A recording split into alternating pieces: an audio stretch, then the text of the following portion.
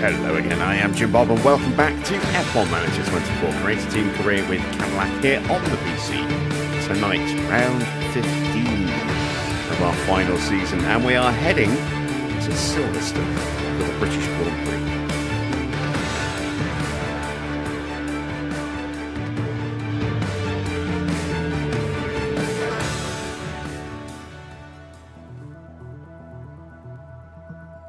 And we're trying out another tyre mod tonight. We're trying out the Michelin tyres. The 2024 Michelin tyres, to be precise. So, we'll see how they look once we get underway tonight. So, quick recap of last night. Another good result, but once again, not able to actually cement the win. We were beaten by Charles Leclerc in the end. Then we had a bit of a strange going on with Ollie Bearman teleporting himself to the top step of the podium. So we went in the editor and slapped him straight back down to where he should have been to fix up all the point results and everything. A bit of a weird one. But this is where we stand going into Silverstone and coming back from the mid-season break. We are on 421 points versus Ford's 238. So we are a very nice 183 points clear of Ford at the moment. Very healthy margin indeed. And in the Drivers' Championship, Max leads Lando by 41 points and Oscar by 58 points. So we have a very healthy little margin at the moment, but we are struggling to convert, those wins in recent races. It is a little bit frustrating. We do have new parts on the car, though, for Silverstone tonight. Maybe they will make a difference. We've got new front and rear wings on the car. And then in another couple of rounds, we'll have our new chassis as well. On top of that, we started some more development last night. So we've got a Mark IV underfloor and a Mark IV underfloor and a Mark IV suspension. They are a week and a half away, as you can see, from going into the factory. So maybe they will give us a nice little extra boost on top of that chassis that's coming as well. Evening Wayne, evening Colm, evening Army, evening Dino. Good to see you guys. Hello to everyone else who's lurking in the chat as well. As always, please feel free to say hello. And if you've got any questions, ask away and I'll see if I can do my best to answer them for you. So, let's just take a quick stock of the spare part situation in the warehouse. As you can see, we do have one of the Mark IV chassis, but because we're not prioritising one driver over the other, we're going to wait until we've got two of those before we put them on the car, so that we're not favouring one driver over the other. And, well, at least where we can help it anyway. Last night we got all of our penalties out of the way for a new powertrain, which in the end didn't actually materialise as new penalties for Lando. We ended up still starting in P20 as opposed to the pit lane, but we were still way down the back of the grid. So new engine, new gearbox, new ERS, all now activated for Lando. We still need to do that with Max at some point, but we've got to buy the parts first. And as you can see, we only have $165,000 effectively, because we spent quite a bit yesterday. Right, targets for tonight. Let's see. We're going to go third with Max again. We want the drivers to have the ability to fight. Plus, we haven't really been converting into first a lot recently.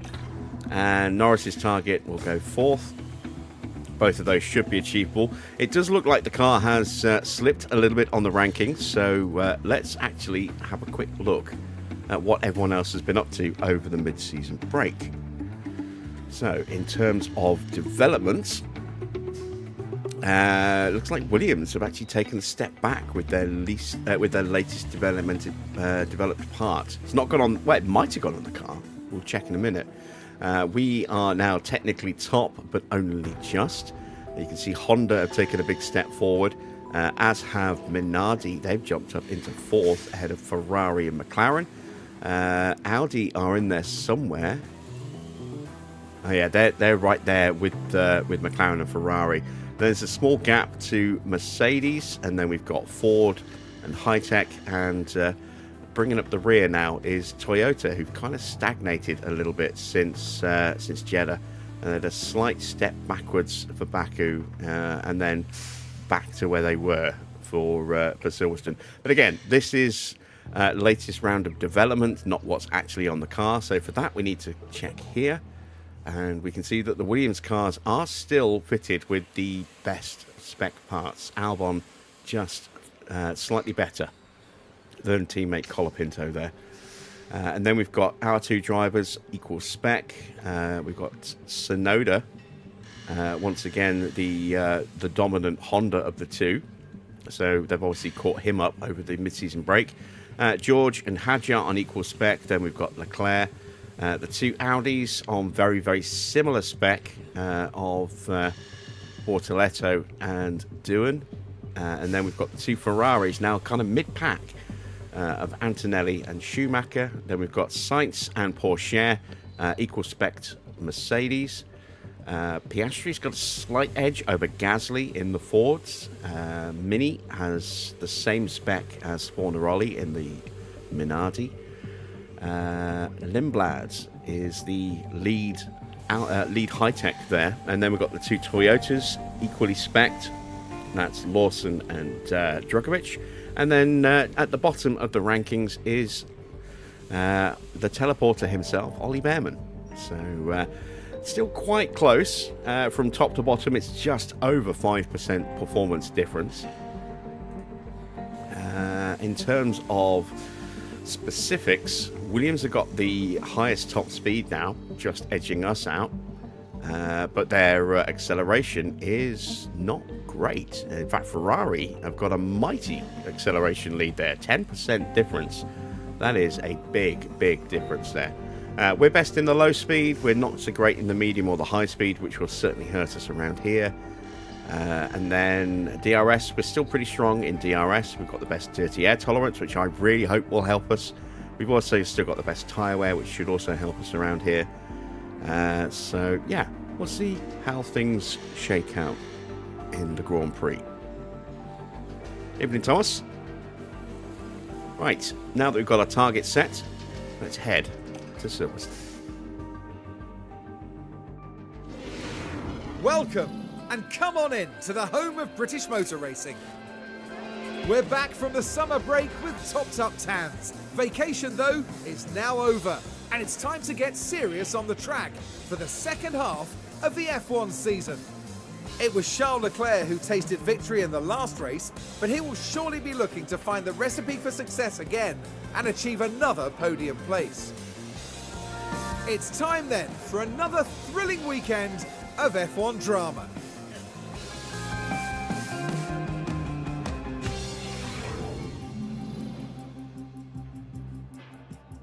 Time indeed. We do have that light rain forecast for Saturday, which could well affect quali, which will always make things a little interesting with a little sprinkling of rain. But it will be dry for practice today and then dry for the race as well. We're going to start with the hard tyres, as we usually do. Run plan for Silverstone is 17 laps if you want to do two separate runs. We're going to fuel for 20 laps, hoping that we can get it done in one go. And then we can always call them in if the setup is miles away. We need to change our engine parts. See if we can get through with a 21%er through practice.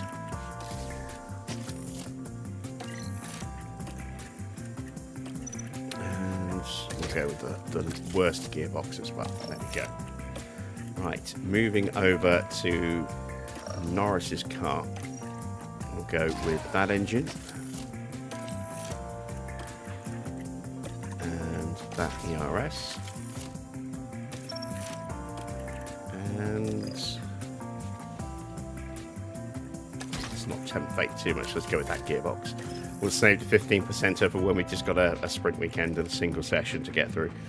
Right. Run plan for Norris, 20 laps, and again set the pace settings as we always do to protect the car as much as possible. So it's now time to stick a setup on the car. So we'll start with a 6 on the front wing and an 11.5 on the rear. We're going to go with an 8.2 on the roll bar, and then I'm going to go quite high on the camber up to a 3.4. And we'll bring this up a little bit as well. Let's bring them up to about there. And see how we do with that. As for Max, we'll, as always, try something a little different. So we'll go with a 5.5 on the front. Again, an 11.5 there. We'll go out to a 9.1 this time. And then we're going to go slightly different this way. We're going to go up just a touch and then down on the toe. And with that, we are set to hit the track. Evening, Johnny. So now we have green light.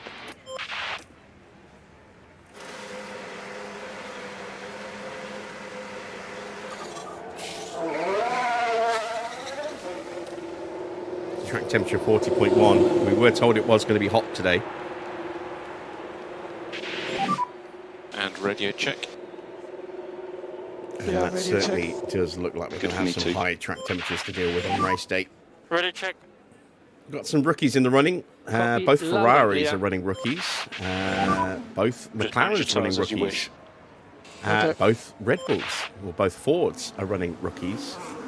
Only one rookie in the Mercedes, that's Sharik. We've got two at HiTech, one at Williams,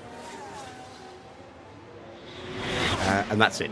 The bottom half of the grid, not so much in the way of rookies, but yeah, quite a few running. So we've got Dorothy Bartlett and Scott Thomas in at Ferrari, Paolo Ricalde and Vittorio Figueiredo at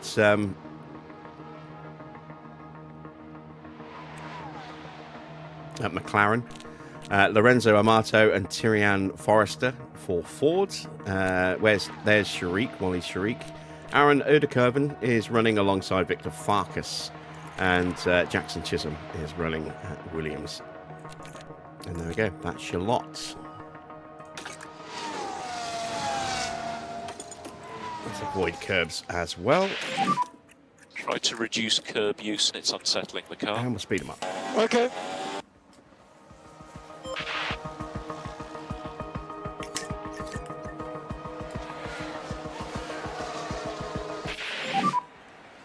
The tires?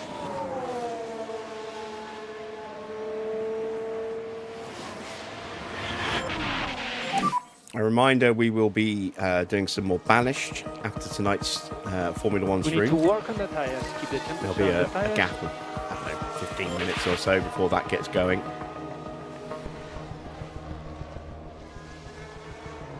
And we'll pick up from where we left off on Tuesday.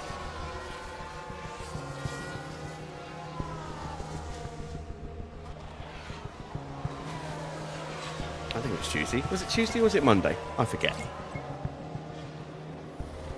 But we did a good old run on Banished earlier in the week. We got the first 4 years of our settlement done. Anything we can help you with? And we'll see how we do tonight. Understood. First bit of feedback is in from Max. Let's have a look. 84. Yeah, that needs some tweaking. So let's give him the Iggy and tell him to get his butt back in the pit lane. Practice your pit lane entry. Yeah.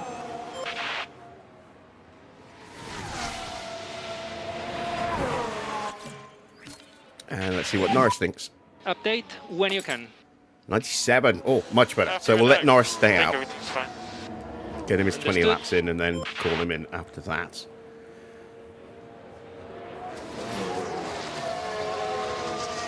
Track temperature increasing. I'm in. So limiter should be on now. So stop on the marks.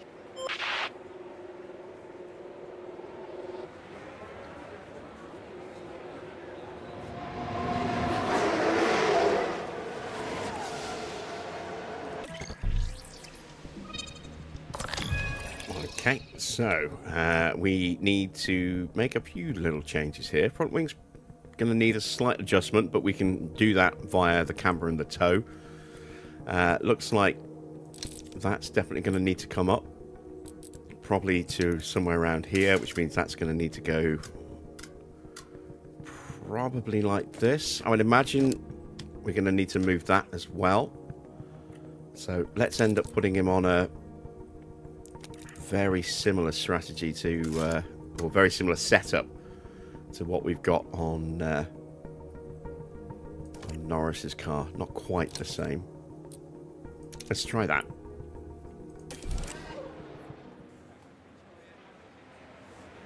Let's see how that works. Let's take a quick inspection of those new tyres as well, see what they look like in a bit more detail while they're moving.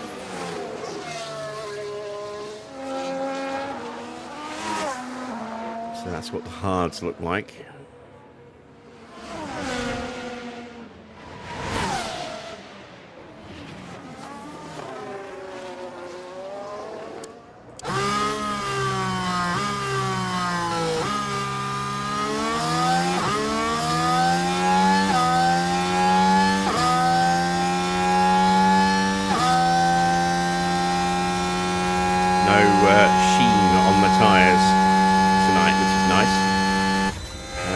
Let's have a look at some mediums.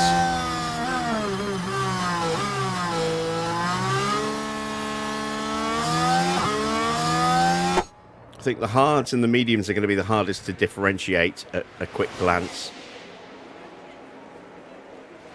The softs should be pretty easy to spot. And I think for the most part these will be relatively straightforward to differentiate from the hards as well. With that little yellow block. So the softs, let's see what they look like. Yeah, they almost look pink, don't they, because of the way the tyres are rotating. It bleeds the red and yellow section, red and white sections together.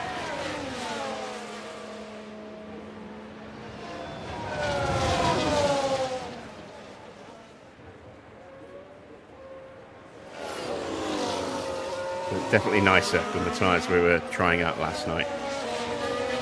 I mean, I like the concept of those tyres. I just didn't like the fact that the colour was bleeding into the surface of the tyre.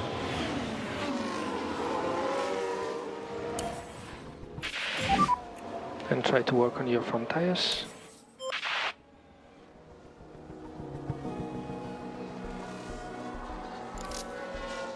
All right, let's get Max back on track.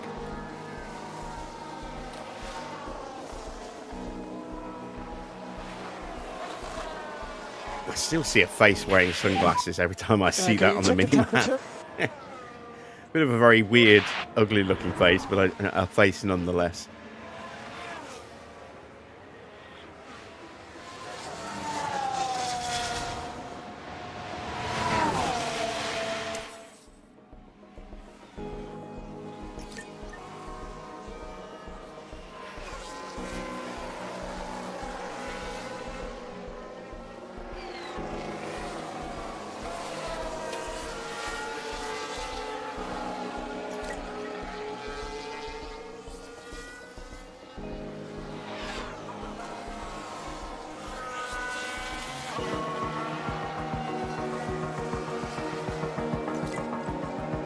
So that's Norris done.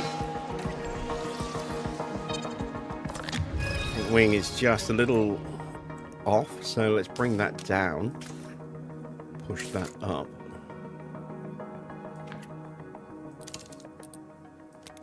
And we'll try that in the next session. Is it 92% prep? If we can get that setup nailed, that'll take him up another couple of cent automatically. And then just the time we spend on track in the next session will probably get him close to, if not at, 100% prep.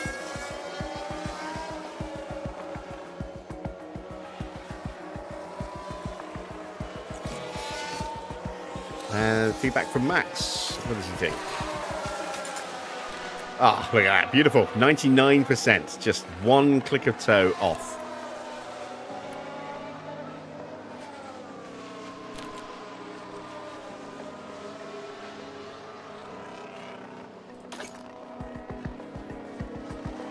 And here we've got a yellow flag. Right there. Victor Farkas having a little bit of a here wobble we are here. Following the Alpine. Whoa, and there it goes. And that certainly wouldn't have been in their plans today. Just having a little moment at club.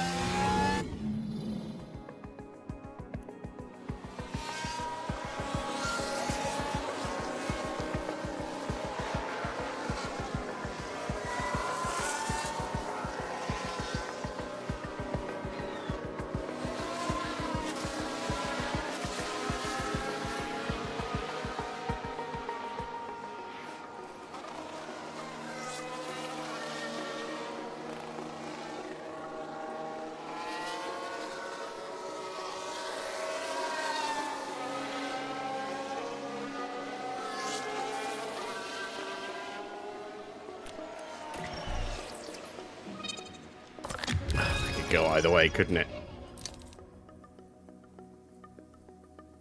Let's go up.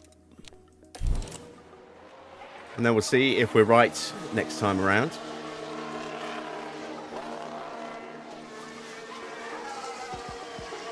So that's us done for the practice session, and time is done on the clock as well.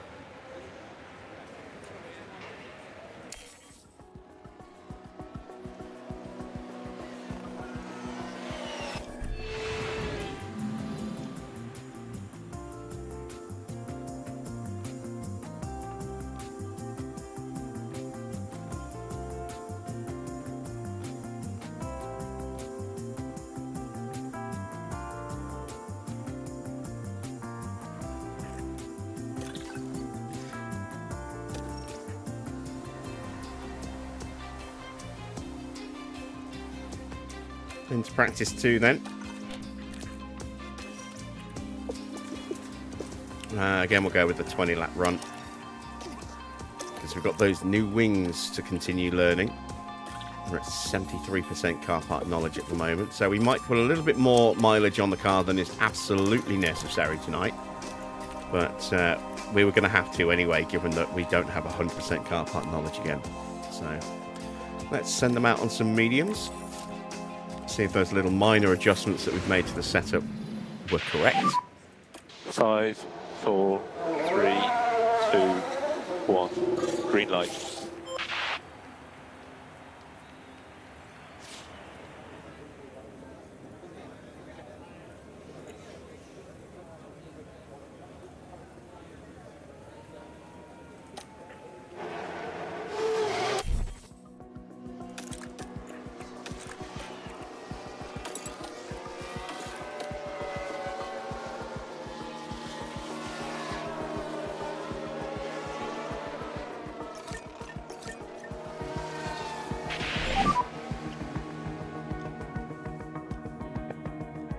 Okay. So, once again, getting a little warning that the condition of the engine is bad and there's a high likelihood of a fault. It is our practice engine, so hopefully we'll be okay. We'll have to call them in if things start looking like they might go sideways, so it doesn't blow up and take out the rest of the engine bay with it.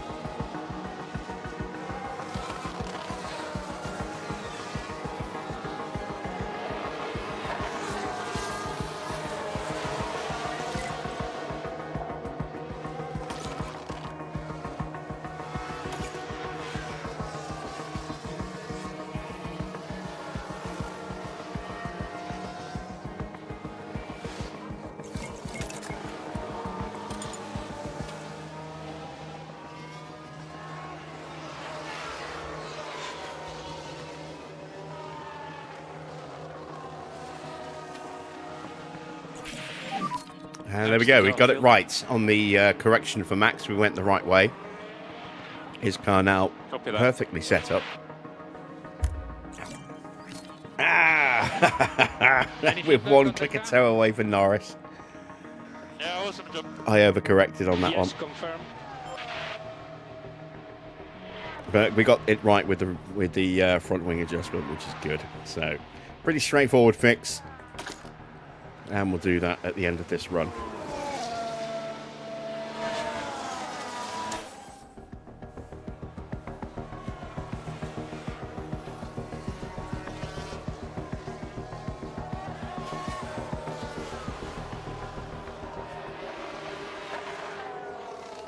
We've got a yellow flag here. Let's see what happened there. Spin for Felipe Now with the Drugovich. Haas. Oh no, that's not how to do it. And there's Just not losing much control they at can do Village. about that now.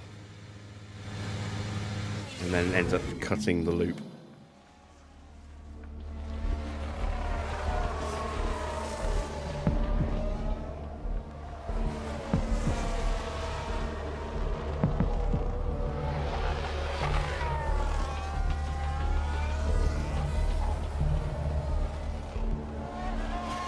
Alright, Norris is done. And Max is close behind. So So drop that back down to a 65, and that's that car set up now. And there's Max, and we're at 100% prep. Lovely stuff. Might send them out for a short run in the next session. Trying to decide whether I want to keep the softs or mediums. I think let's send them out for another short run on these other mediums. We'll carry just one set of mediums across into the Grand Prix, and then we'll have an extra set of softs for quali.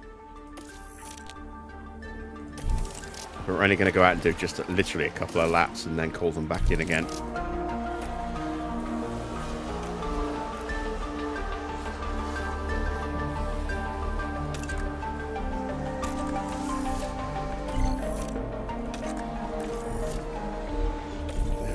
And that's it. We are completely done with practice. So now we just have to wait out this session. We'll have to run through the next session and make sure that no one goes out.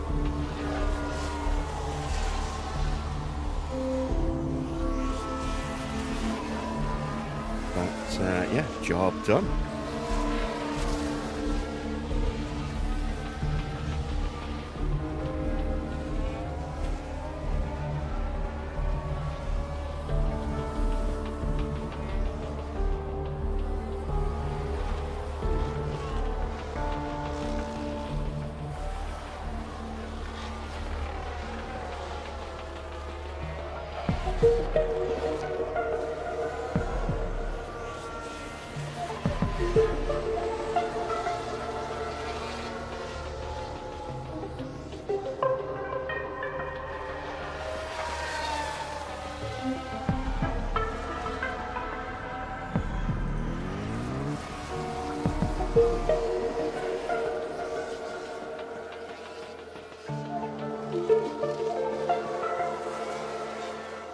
I think we're going to start the 2013 series on Monday.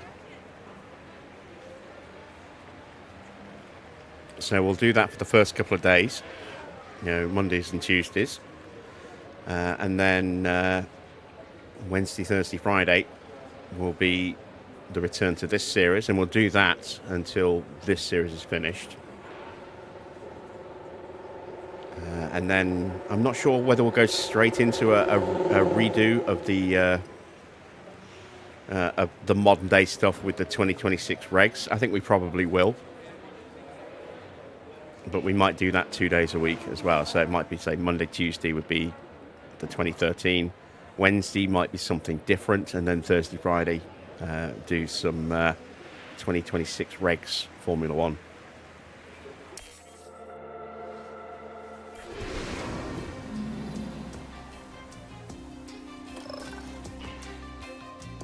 So there we go. That is practice 2 in the books. We're not going on track for practice 3. We're just going to run the clock straight down. Green lights. Let's take a look at whether it is going to rain. It is. A little bit. Is this going to be all the rain for Saturday, or will there be rain in quali as well? Kind of hope there will be some rain in quali. Just shake things up a bit.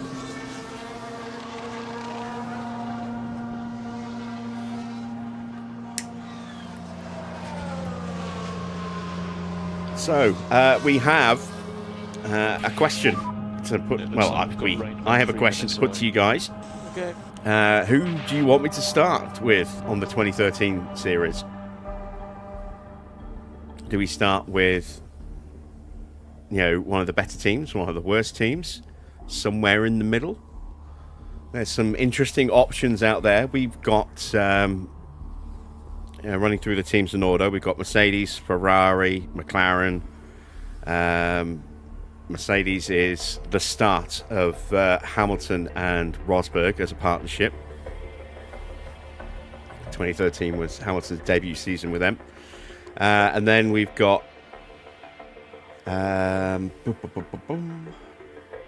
Ferrari is Alonso and Massa.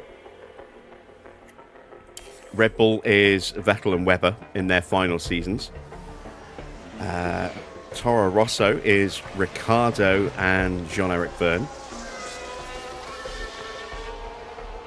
Force India is Paul de Resta and Adrian Sutil.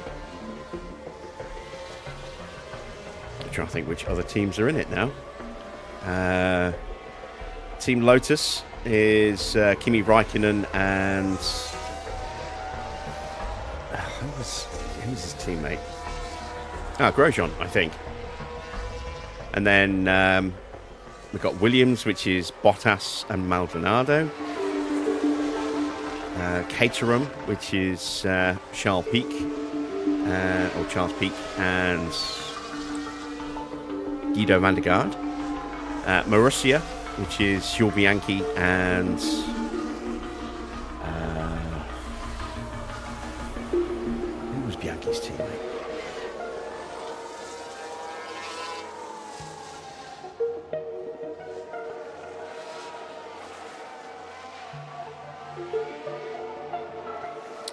Was it? I think it was a Mexican driver. Or am I thinking of a different team? Might be thinking of a different team. Yes, Max Chilton, thank you. Was at Marussia. I'm thinking Sauber had Gutierrez. Was it Gutierrez?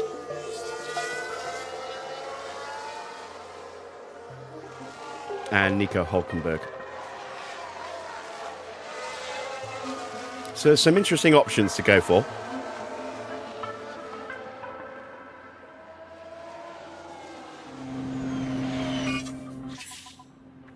Bearing in mind that the performance differentials between the teams are going to be pretty vast. You know, the top teams are going to be much, much quicker than the bottom teams. Do a poll? I would, but I can only do... I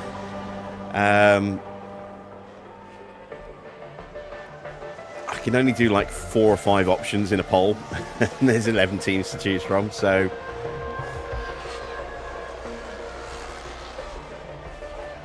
I'm assuming you're not going to want me to start with one of the top teams. So, as much as it would be interesting to maybe see if we could get Fernando to win a title at Ferrari. Now this is what happened. Or maybe Webber at now Red Bull. this was the 7th corner. And the controls lost. And I wonder, little could they wobble have there done for anything Fornaroli. about that?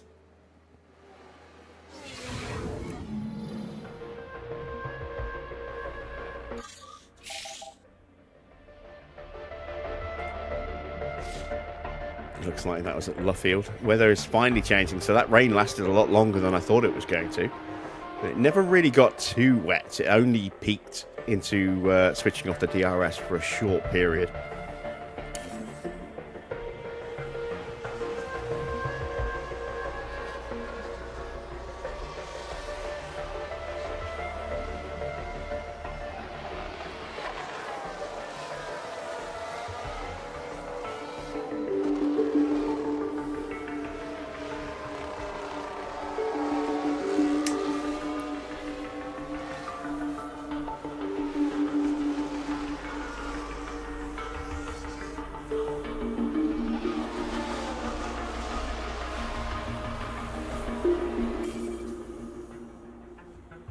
And that's it for practice. We are well and truly finished with that, and so is everybody else now. So, next up is qualifying. We have a penalty for Schumacher going in, and nobody else. So, yeah, qualifying next.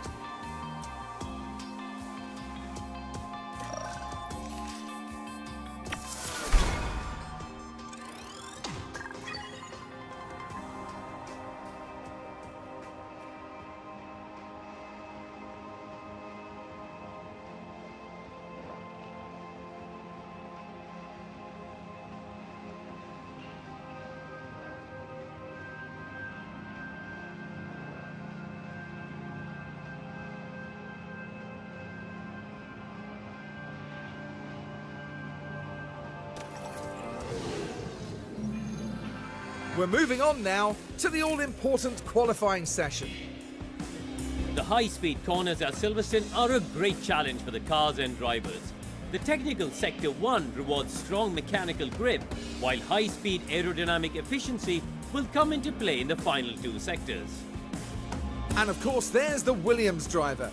Karun, how do you think they'll fare today? We saw some disappointing lap times from them in practice. It could be that the team were experimenting with the car, but the pressure's now on them to deliver. Good point, Karun. Let's get on with qualifying.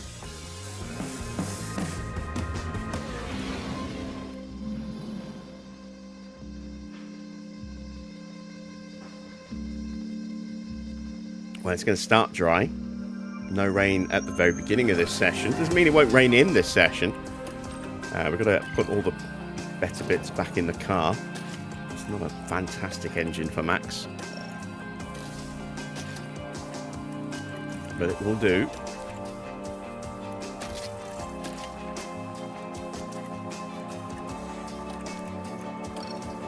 And we'll go with that engine for Norris. That ERS and that gearbox. All right, off we go.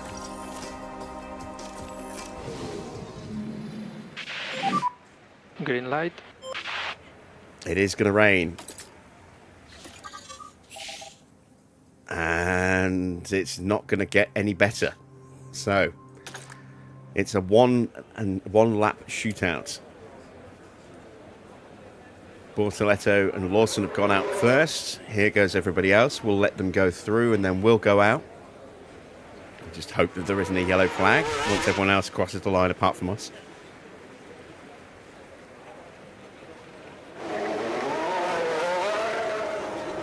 There goes Gasly.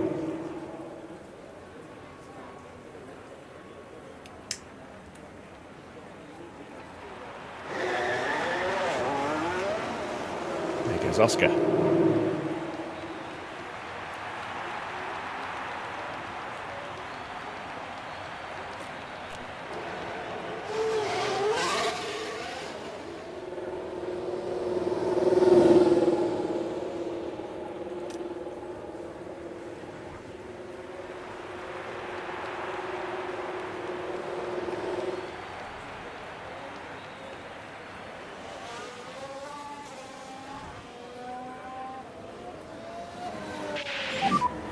Let's get plenty of brake temperature, if you can, please. Okay.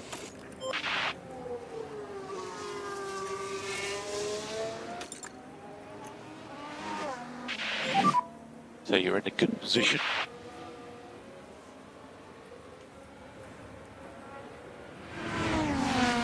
Pressure lap then. One opportunity to get this right.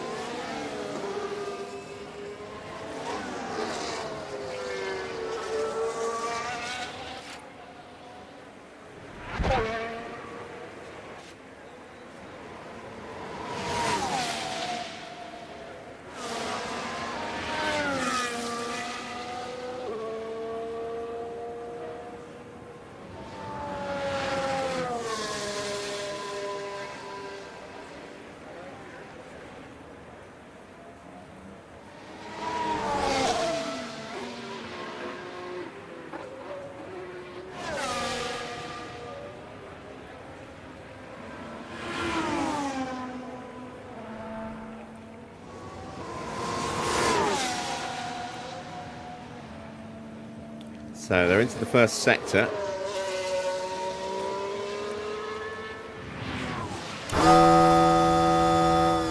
Lawson has the edge at the moment.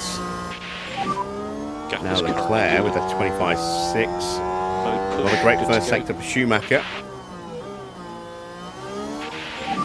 who is tucked up behind Leclerc. Antonelli at the head of a little queue, so no dirty air for him. He's now fastest. And we're going to ride on board with Norris as we hit the Hamilton straight to start the lap into Abbey. And then the flat out left-hander of Farm for heavy braking into the village. And then the loop. Flat out acceleration left through Aintree onto the Wellington Straight.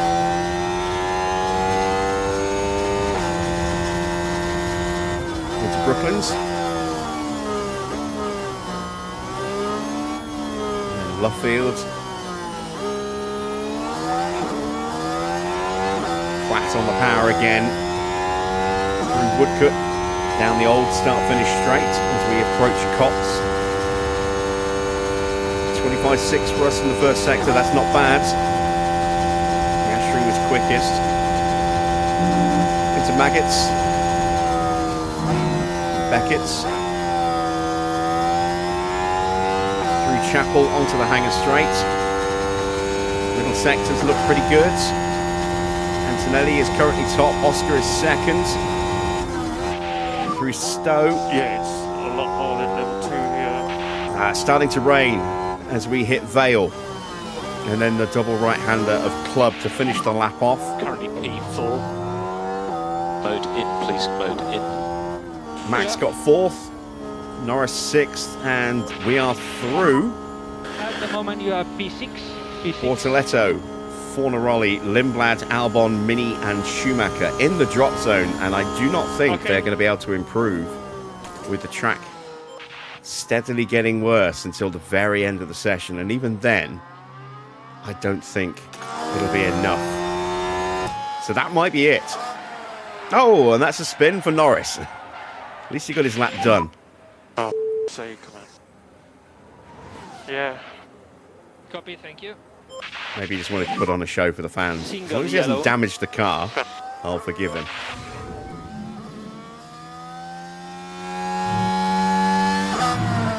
Just losing the rear on the exit of Aintree there.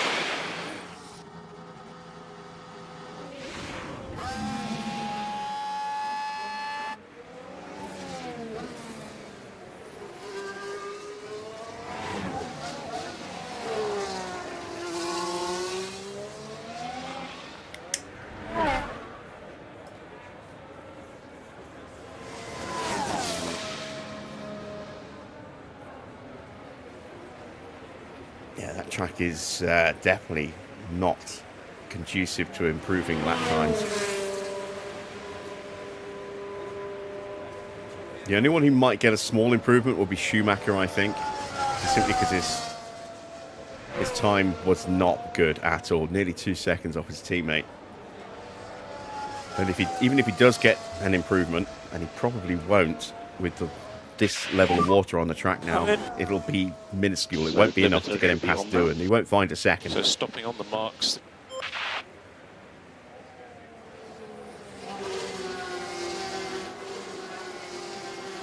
So given that the rest of this session is effectively washed out, we'll speed time up. See if anyone does venture back out. A couple. Lawson, Bearman, Mini, Lindblad, Drugovic, Hadjar. More are going out than I thought. Even Oscar's going out for another lap. What tyres have they put on? Inters, yeah. So, yeah, no chance of an improvement then.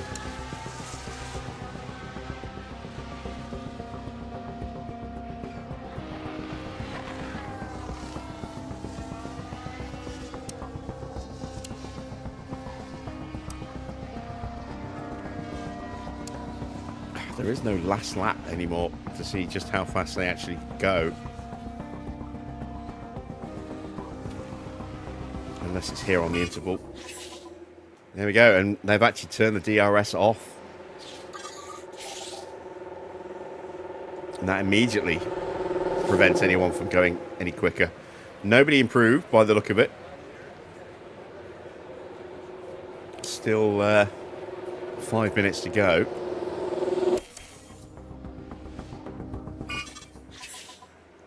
DRS active again.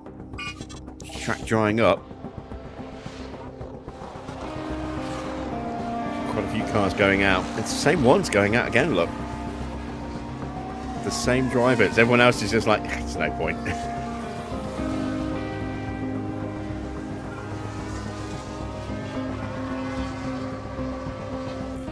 And again, no improvements. So a very short session, effectively. Just that one run. Schumacher had a penalty and would have dropped down a few places, but he started from the back anyway, so... Ooh, excuse me. That kind of makes his penalty a bit moot, really, doesn't it? We are through to the next session. Let's see if we get rain in that one as well. Yes, we do. 0.84 mil, so just about inters. But DRS will still be active.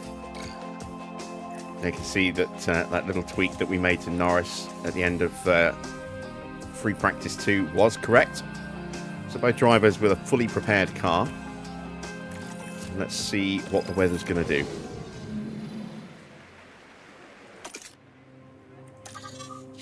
It's going to stay pretty consistent. It is dipping slightly at the moment.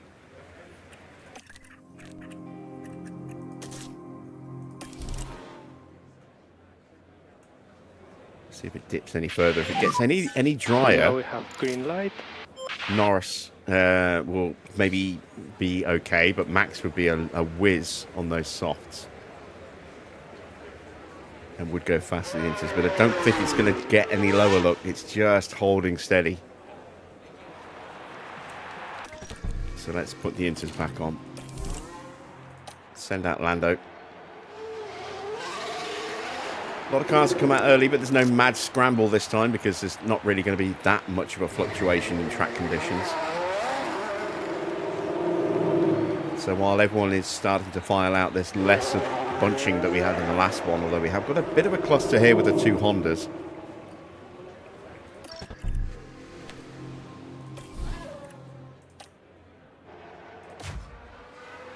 Leclerc just in front of teammate.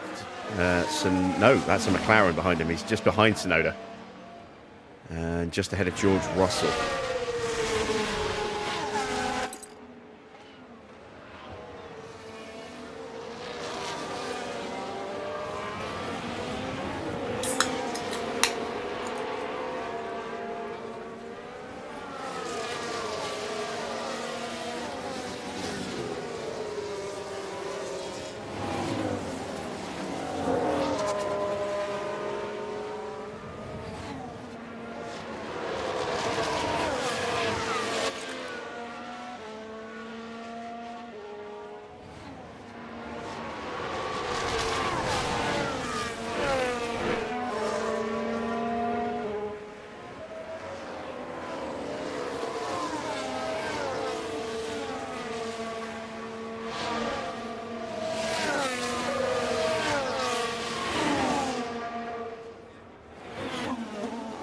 Right on board with Max this time because we were with Norris last time round.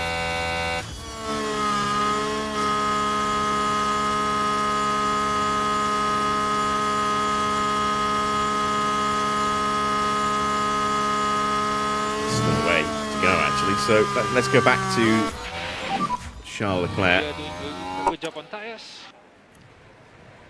And track is clear, track clear. And charge button off for last corner, charge button off.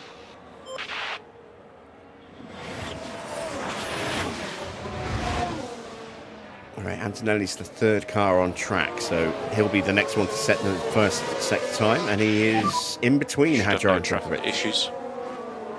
So you're good to go if you wish.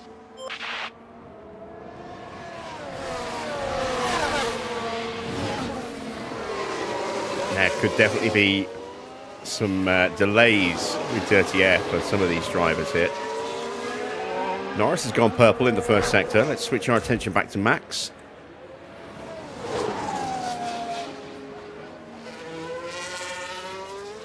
Looks like one of the Mercedes is in front of us.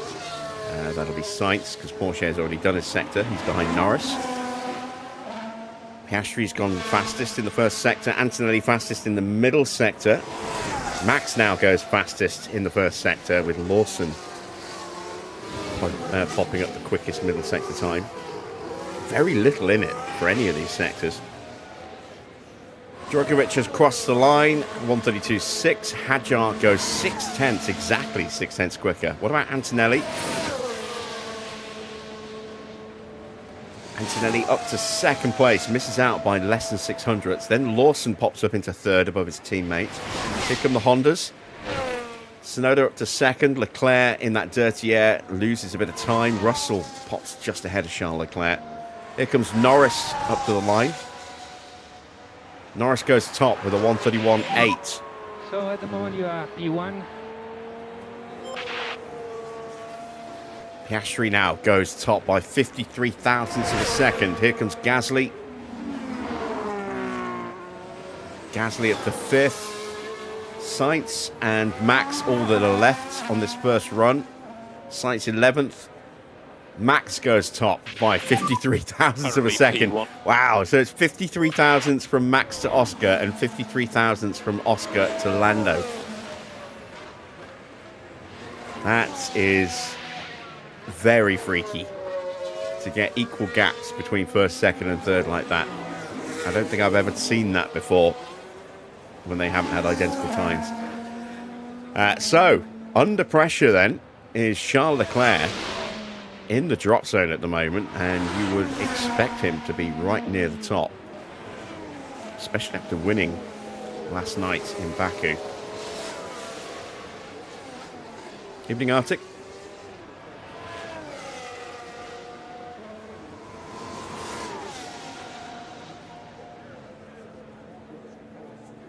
Max flying as usual. Well, it's the conditions that have helped, and I would hardly say he's flying given the gaps.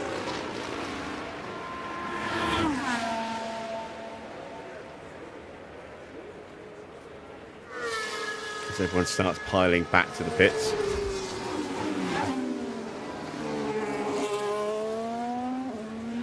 Let's see if the track gets better or worse. Lando pit lane. It has got slightly worse. Slippery pit An lane. extra 0.01 mil. Confirm. Like that 0.02 mil. Up to 0.84.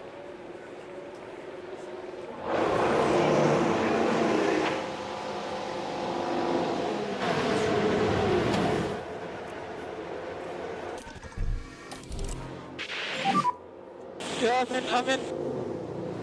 Box area is very slippery. Just a second between first and 16th. Yeah, and some of these guys definitely got held up in dirty air. Leclerc definitely got held up behind Tsunoda because he would not be 0.3 slower than his teammate. Sainz had a clean run, but we haven't seen great pace out of the Mercedes, really, on many occasions this year. Porsche, I don't know whether he was held up with anyone. Bearman might have had a little bit of traffic, I'm not sure. He does seem to be a bit off the pace. Drogovic and Tsunoda go straight out, and everyone's piling out. Is the track about to get a little bit worse? It does look like there is going to be a slight uptick. I think we're safe. I think there's no point risking going back out, especially if the track's going to get worse. There's very little chance that we will actually improve.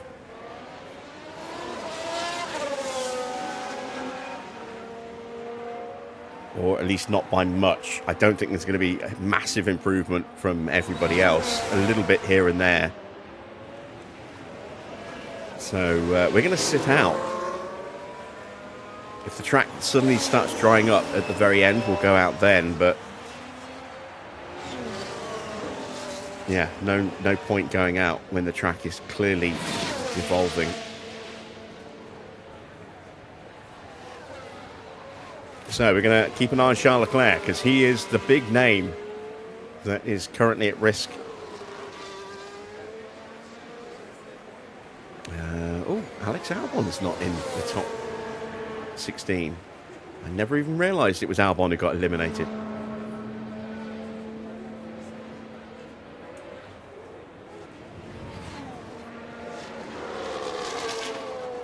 That is a shock.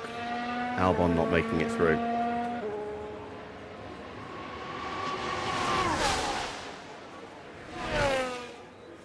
I was so focused on Schumacher, I completely blanked on the fact that Albon hadn't got through.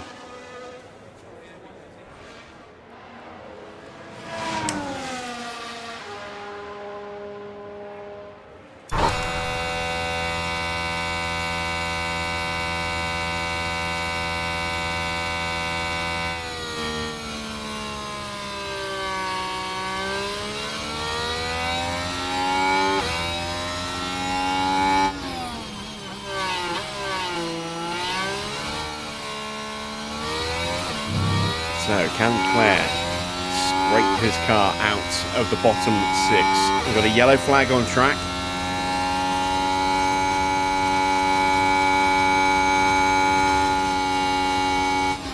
There's a yellow flag now. It's Lawson. Yeah, loses it on the exit of Village. My bad, guys. And that is going to stop him from improving. Unless he aborts the run, in which case he might well have time to go again. He is currently through, but not guaranteed to be safe. Leclerc's found a little bit of time, as has Drugovic.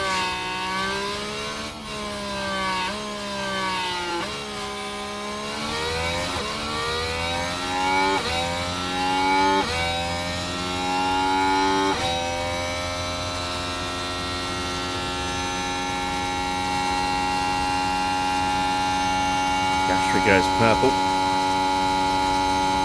He's already saved.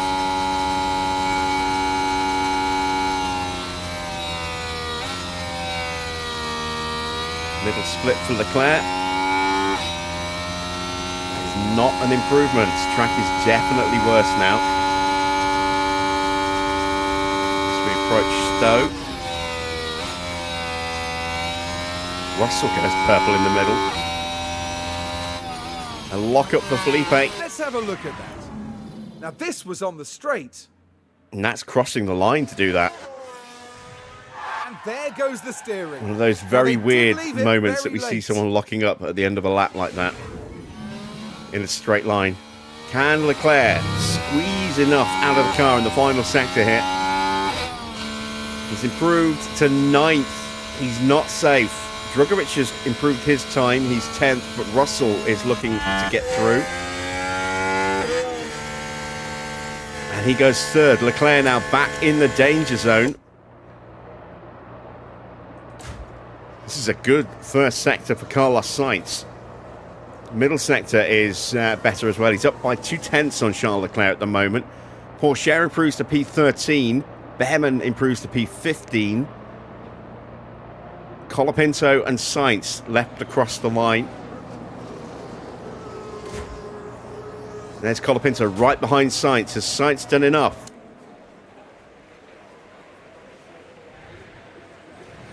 He has. He's up to P8. Colapinto could not make it. He misses out by 12 thousandths of a second to Lawson's time. Did Lawson complete his lap? No, he didn't. He's in the pit, so, I mean, he could go again, but he doesn't need to now because nobody else will have time to improve. And the track is still getting worse. DRS is going to get switched off any moment. So it looks as though it's going to be Colapinto, Leclerc, Drugovic, Doohan, Porsche and Bearman eliminated from Q2. Let's just see if Lawson does decide to go back out or not. Yeah, track is continuing to get worse. It's not going to improve. And once that DRS is gone, any chance of an improvement goes with it as well.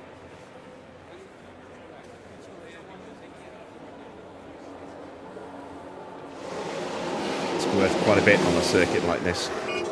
And there we go, no DRS, so no improvements for anybody possible now.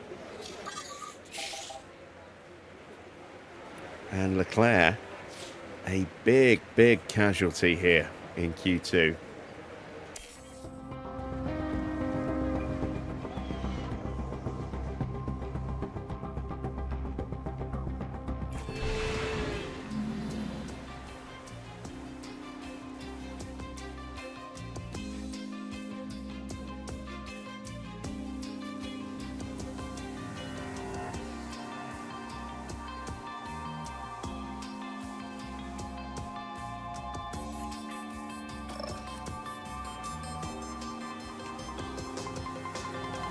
Alright, into Q3, and we do have a wet start. 1.2 mil on the track. Is it going to dry up? Another brand new set of inters. We're not needing them for the Grand Prix itself, so we can use them for every single run here if we really wanted to.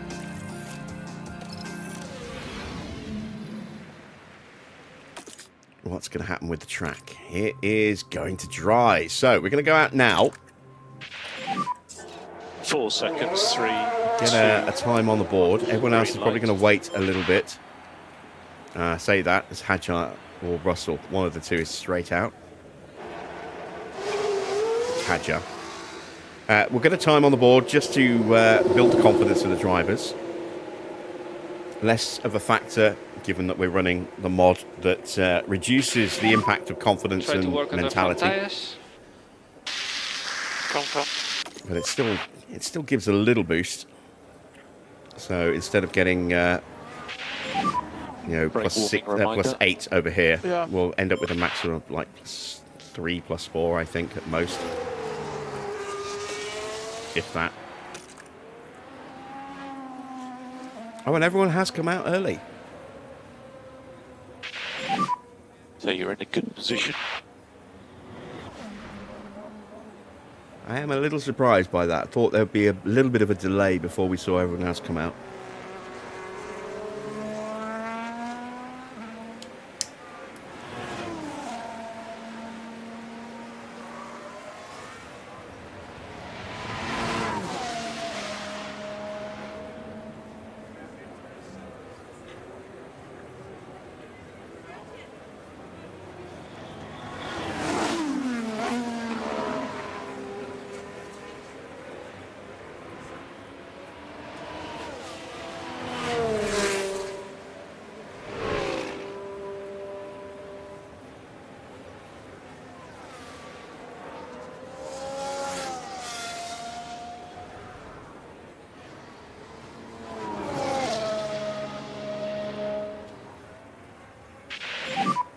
Tire temps good.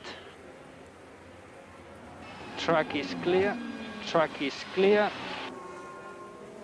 There will be charge button off for last corner. So how long till it actually dries up?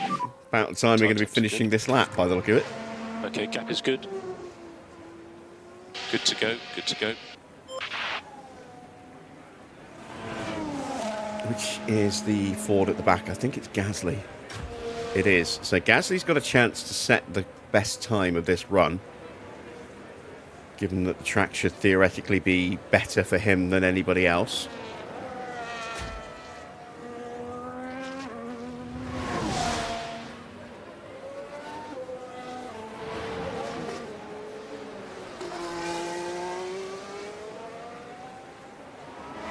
That's assuming it does start to dry up any moment.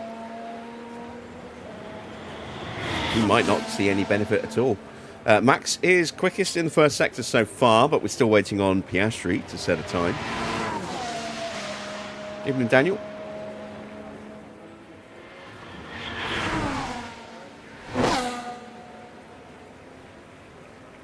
Oh, we slightly edged Oscar.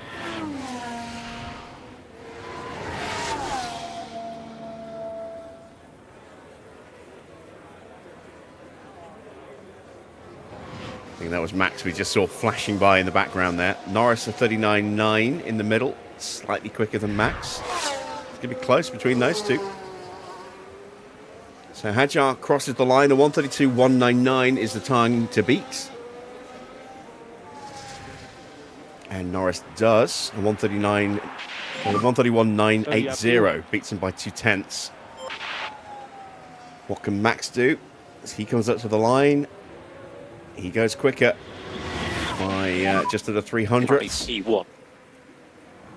So mode in, please, mode in. Sonoda goes to P3, Lawson P5. Here comes Oscar with Antonelli in tow. Track is starting to dry, but the chance of Gasly stealing a little bit of DRS down the Hangar Straight is not going to happen. Piastri splits our two drivers. He's 0.006 of a second slower than Max. Antonelli in P5, Gasly P4. There's that first sector was the difference. So everyone's got a time on the board as the track is now slowly drying up a bit. It's going to be a little bit of a wait now until soft tyres.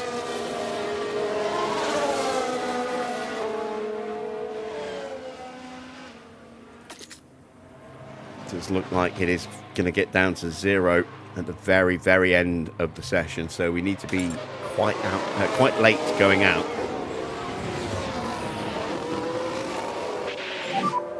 And DRS enable.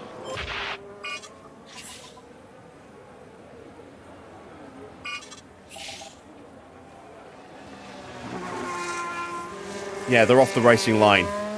That's why they're doing it. They're getting off the racing line to let anyone who's coming through behind finish their lap without getting held up. Be careful, slippery pit wall. Confirm.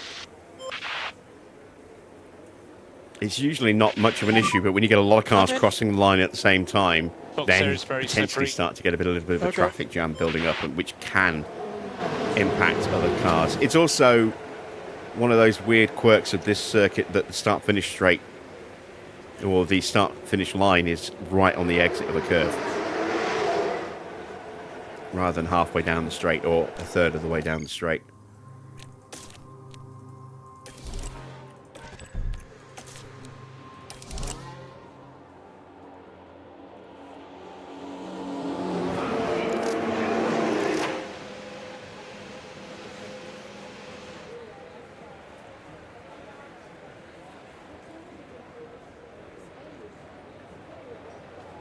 So we hold a very, very slim advantage at the top. But Norris is right up there as well. Top three separated by less than 0.03 of a second.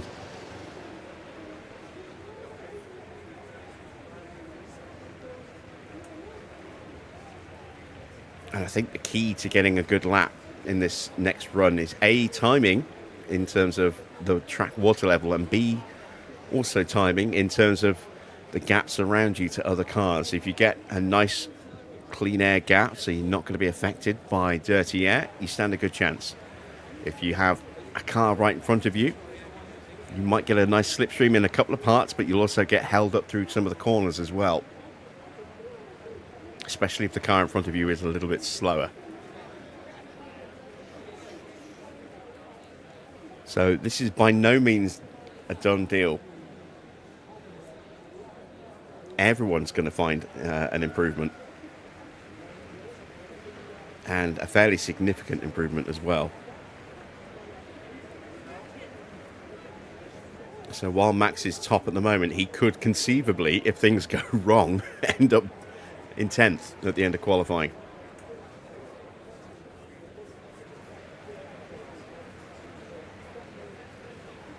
It's going to be another one-lap shootout. Who's going to blink first?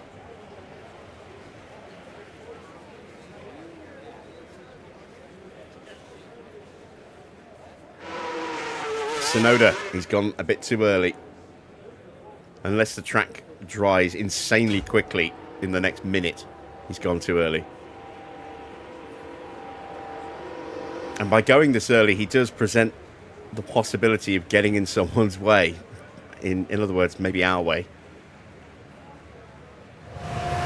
Because we're going to be waiting as long as possible. Minute 31 for a lap in the wet will be a lot less in the dry. As we see Antonelli and Gasly go out. And Oscar as well. Both the Fords neck and neck. Gasly's going to be getting a tow behind his slightly quicker teammates. Everyone else piling out now.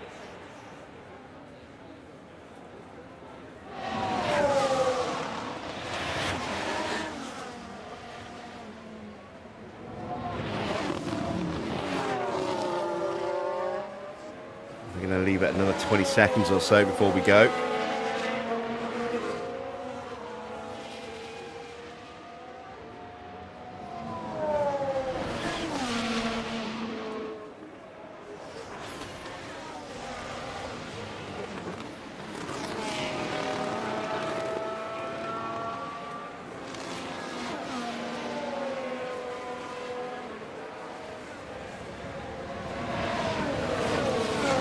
There we go. We're out. So Tsunoda is going to potentially pop up somewhere behind us on our warm-up lap. It's going to pull us over. Get the tyres ready. Yeah, okay. We should still have enough time to get round. and then we are probably going to have to fight our way past him on our flying lap. It's going to be a question of where we Keep catch warming him. up the brakes. He starts his lap now.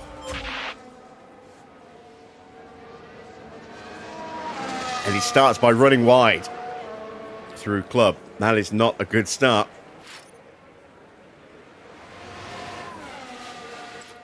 So let's take a look at the replay. This one is involving Yuki Tsunoda.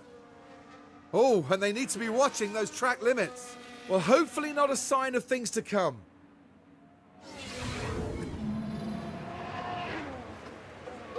Didn't damage his underfloor. Probably won't have damaged his tyres, but he will have knocked his confidence slightly. Track now almost completely dry. It will be for us. 25.8 for Yuki in the first sector. I would imagine Antonelli will go quicker. Anyone behind Tsunoda is going to go quicker, I think, simply because the track is drier as they come through that same spot. Question is how much quicker, and are they going to get tripping over each other? Yeah. Antonelli just edging out Tsunoda. Still got 50 seconds to make the line. Tsunoda coming up to the back of Norris.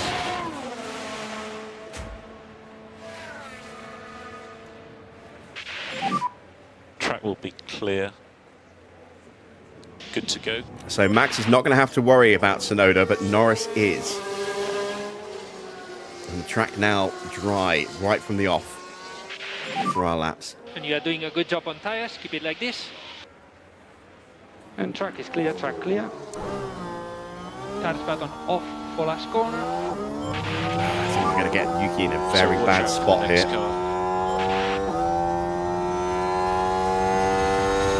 Unless he lifts on the entry to Village, we're in trouble with Norris. He's going to get stuck behind him through through Village and the loop here. Completely got it my way. Right, out of entry, get out of the way. We might have got away with that. As Max has gone purple. Norris not quite as quick. Piastri sits top. Sainz is second. That's a surprise in some respects, but he's also the last of the group to cross the line, so not that surprising in that respect. Antonelli in third. Tsunoda actually surprising me by staying in fourth. Then Hadjar, Russell, Lawson, Gasly in eighth. Max not quite on par with Piastri.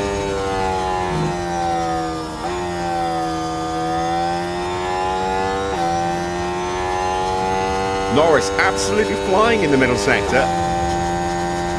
As Max comes up to the line now. Out of club. Goes purple, and it's not quite enough to take pole. He's not going to start on the front row either unless Norris makes a big mistake here. Can he take pole? He can. By 1.5 tenths. Max will have to start in third, but will line up behind his teammate and maybe will be able to get a slipstream draft past Oscar at the beginning of the lap. So it is Norris on pole position at his home Grand Prix ahead of Oscar Piastri. Max in third, Sainz up in fourth. Then Antonelli P5, Tsunoda P6. The two McLarens of Hadjar and Russell locking out row 4. And then Lawson ahead of Gasly for row 5.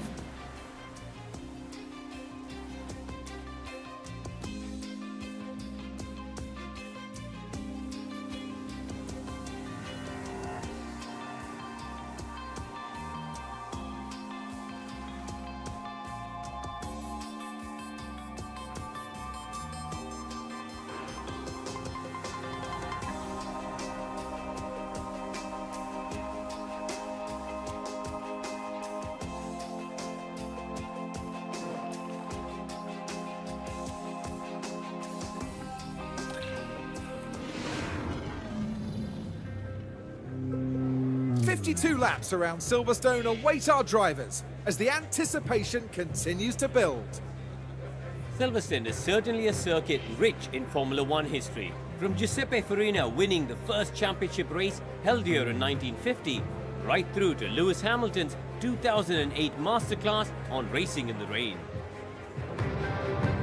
Silverstone is a power circuit. It demands downforce and total confidence in the car for a driver to keep their foot planted through Sector 2, through the high-speed corners at Woodcote and at Copse, and carrying on through Maggots and Beckett's. Race day has arrived, and the time has almost come for these drivers to fight it out, wheel to wheel.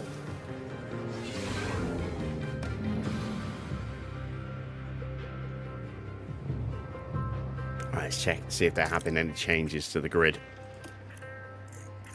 We knew Schumacher had a penalty, 5-place penalty, so that'll be for a part. He was at the back of the grid anyway, so it's not going to affect his Grand Prix in any real way. So, strategy. Tyres are going to be punished in the heat. Do I think we can maybe pull off a one-stop here?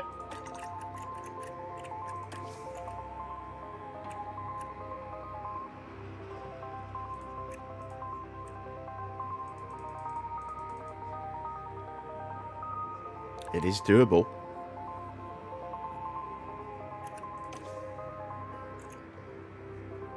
And it's quicker doing that than mediums to hards.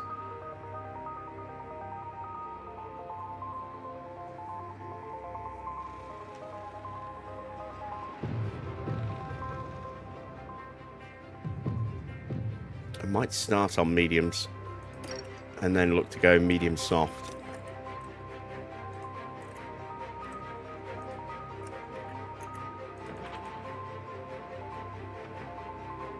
And then that gives me a bit of flexibility to see how the weather's going to react, how the heat on the track is going to be. We can pivot to a two-stop if we need to.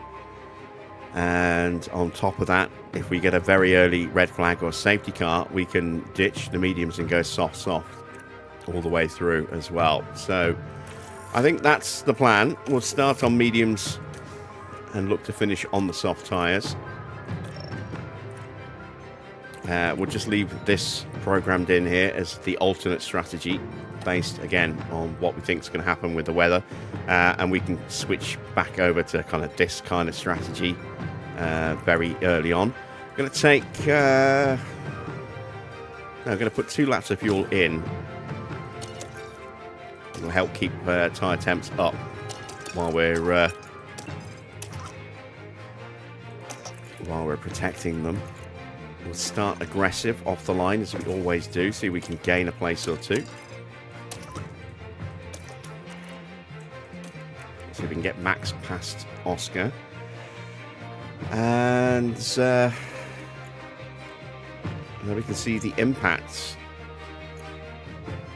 Staff performance rating and driver development rate. Neither is really going to have much of an impact on the Grand Prix itself.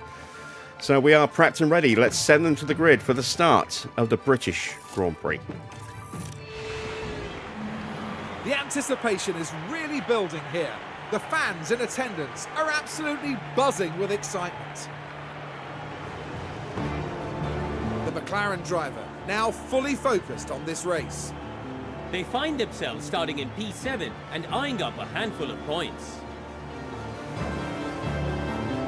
But there's no more time left. We've got a race on our hands.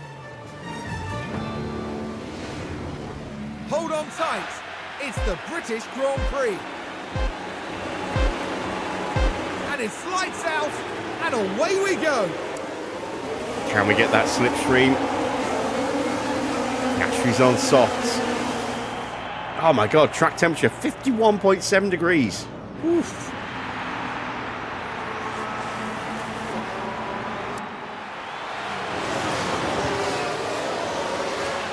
Alright, the one stop is definitely going to be the way to go then.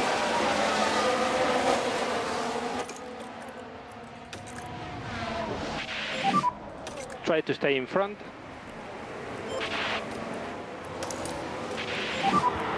And chat button on. Okay. No management required. Let's see if we can control the pace right from the off. Burn up the tyres a bit of the cars that are chasing us. This is a very risky strategy. Which is why I've put them into always defend, because we are potentially going to be sitting ducks. Vulnerable to high tyre push and battery deployment, especially when the guys around us are on softs. See Sainz having a look.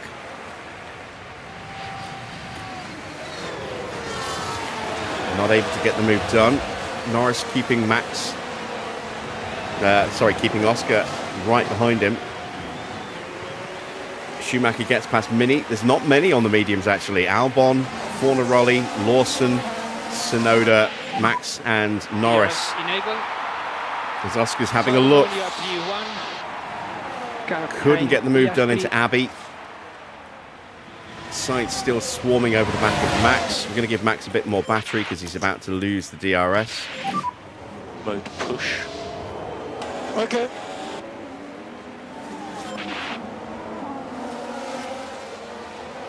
I think Oscar's got us. Yeah, he goes absolutely flying past.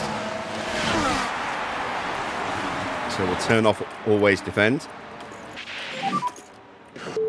But I'm pushing as much as I can. Right, let's concentrate. And let's go chasing after him before he gets too far ahead. And more energy available. I'm pretty sure that those starting on softs are two-stopping. I'm pretty sure actually most of those starting on mediums are probably two-stopping as well.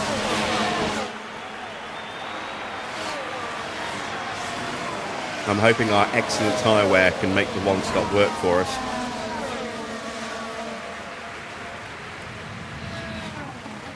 We are not going to be able to stay with Oscar. Now that he's ahead of us, he is just going to scamper off into the distance. Yeah. Charge on. Yep.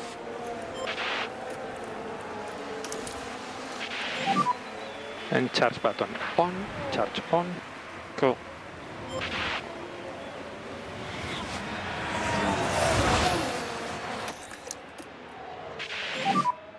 Charge Just button let Max get on. back into DRS Confirm. and make it easier for him to defend against Sainz.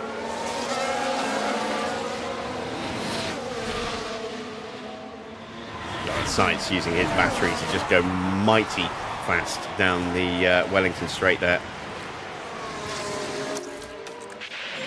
Max down to Charge P4. button on.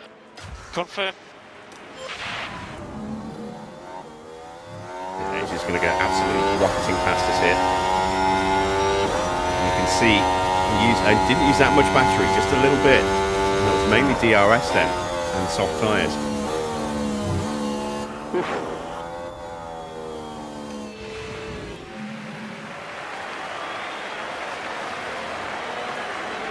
So we have to commit to this one stop. It's going to hurt us in these opening 10 laps. It's Norris under massive pressure, and he got past Norris through Beckett. Wow! What an overtake from Sainz. Race is long. So next car behind That was is- insane. Here's the replay. Right, let's pick this up as we go into turn 14. It's there for the taking. Look at that. Around the outside of Maggots, up the inside at Beckett's. And that's second place now. That was a hell of a move from Carlos Sainz. Liam Leclerc. Norris now under pressure from Max. He's still got some battery left. Let's push. DRS. Yeah, confirm.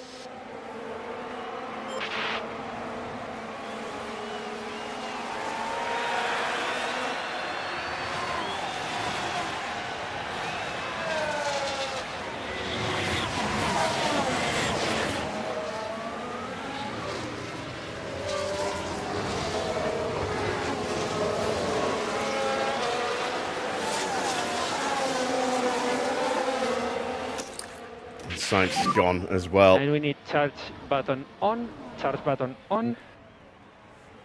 Yeah, confirm. So Antonelli and Tsunoda now shaking to have a look at Max.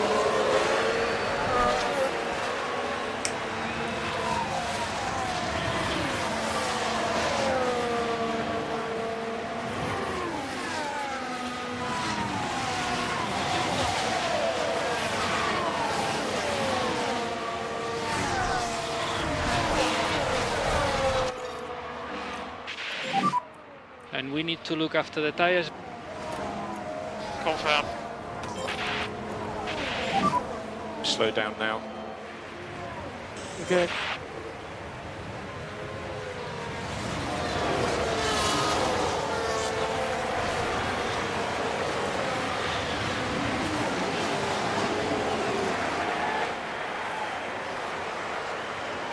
Track temperatures are falling below 50 degrees now, below 49 degrees now.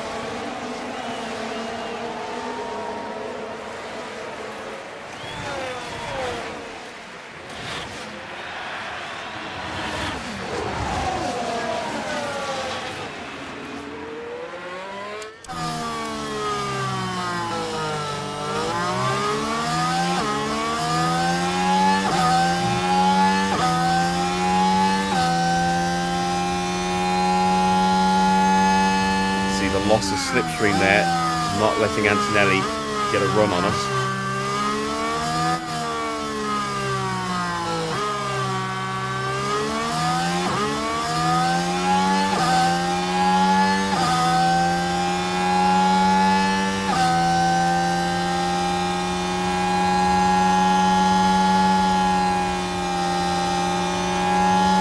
He's got a run now, and again he loses a bit of momentum pulling out of the slipstream. He might be trying to cool the tyres down. He might be just trying to overtake. I'm not sure.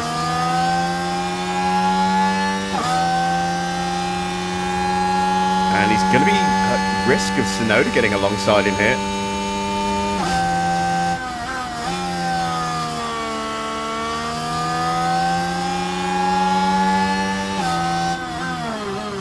Oh, here comes the lunge. Ooh, they're side by side. Antonelli's got the line. He'll hold him off.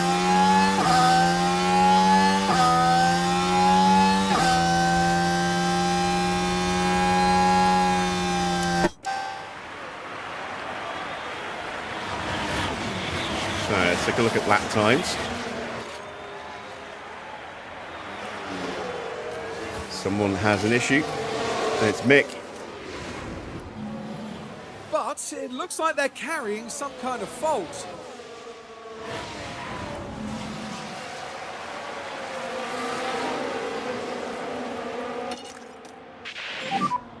No management on the tyres required.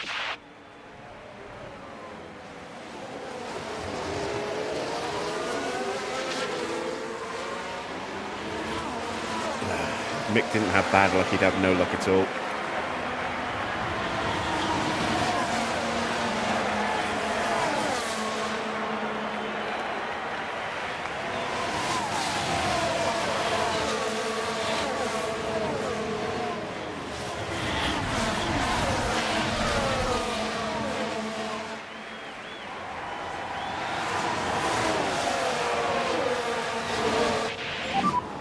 Does have DRS on you.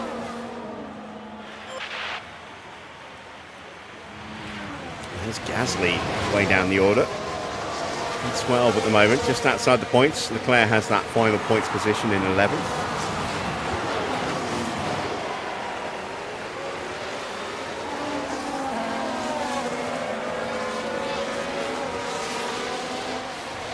And while we can't see the tyre wear, we can see the tyre temps, so let's have a quick sneaky peek at Antonelli's tyre temps. 117 degrees at the end of the last lap. 118, 119, 120, 119. Yeah, his softs are melting.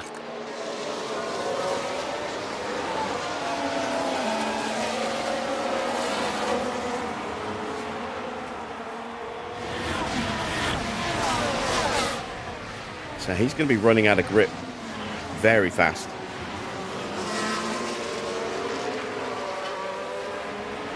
And whatever the fault is for Schumacher, it's certainly had a negative impact on his lap times. He's down 2 seconds behind Mini.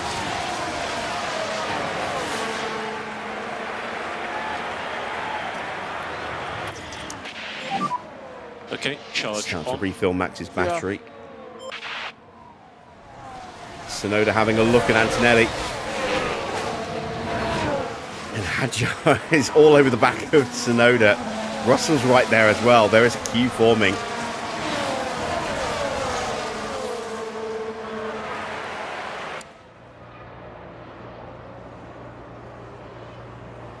And Colapinto sneaks his way past George.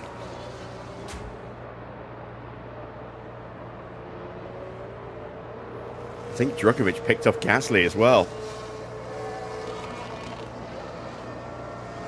Russell has the line to retake 8th place.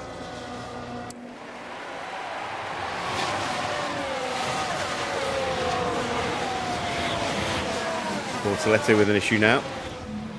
But the car's definitely not happy. Surely some kind of fault.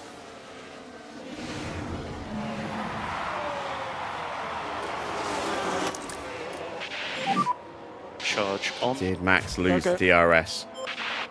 Nope, he got it.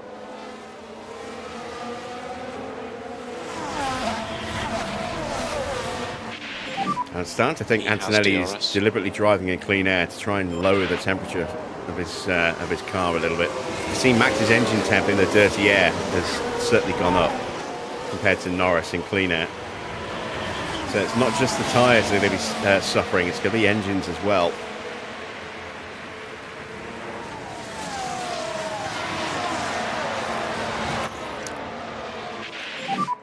Charge on. Yeah, and Antonelli is pulling out of our slipstream at every opportunity.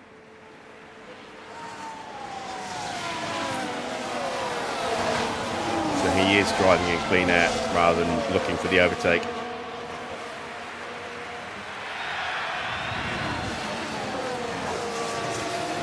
Tsunoda get up the inside of him. Nope, he did not.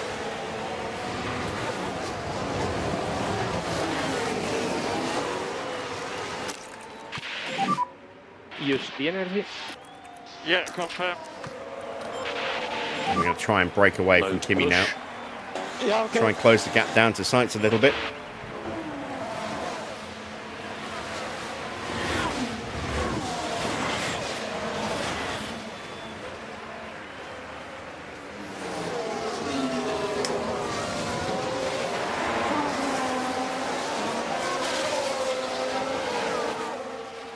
Whatever the fault was for Schumacher, it's cleared and he's got himself back into the train again. So just a temporary issue for him.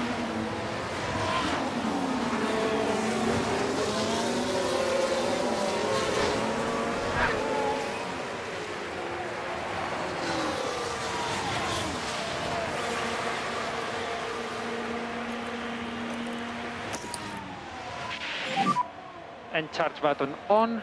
Charge button on. Confirm. Just making sure Max didn't lose the DRS. And you can use all the boost back. Confirm. Track temperature back above 50 degrees again. And again, you see Antonelli, even that far back, is pulling out of the slipstream, trying to get clean air. His car is definitely suffering.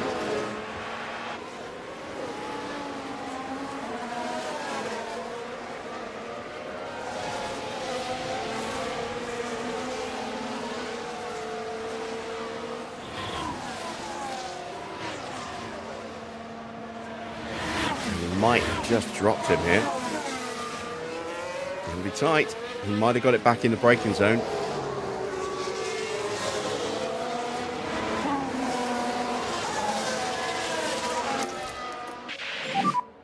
Charge button on. No, he didn't. He did Yeah, lose the confirm. DRS. And just a reminder on DRS. Yep. You should be. And we've load taken a charge. second out of Sainz Yeah. on that last lap.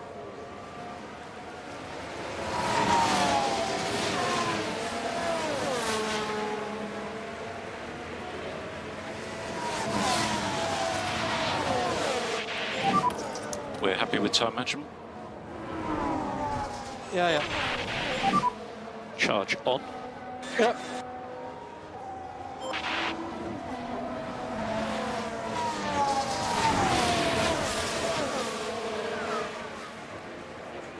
Antonelli's cooled his car down a bit. He's back into our slipstream again.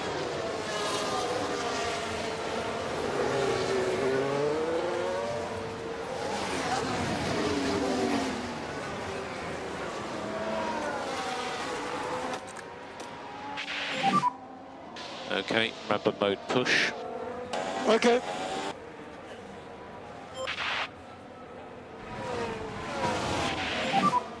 Currently P4. Okay, next car, Norris.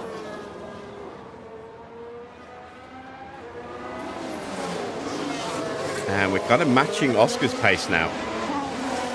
Sainz really starting to struggle without DRS in the slipstream. We've got a yellow flag. That's Fornaroli. Looks like he had a lock-up at Village. Right, let's have a look now. Around turn 3. Very heavy on the brakes. Oh yeah, They took a big gamble, lock-up. He's going to and be it in the was pits just soon too then. late. Because those tyres will have been overheating already, and now they're going to be absolutely on fire with that lock-up.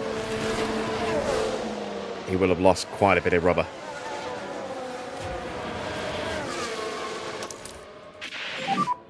Charge on.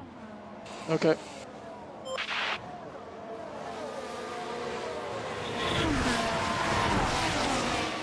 Chance that Max has lost the DRS here. It's close enough to get a slipstream off the back of Norris. Oh, he did get the DRS. That's good. I thought he'd lost it for a moment.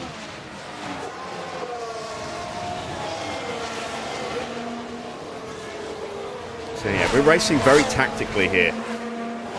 Not really pushing the tyres at all.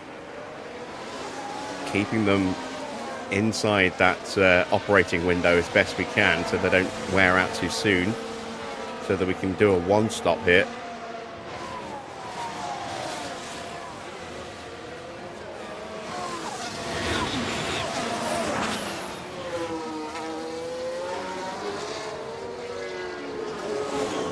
Yeah, we're not too much slower than Piastri.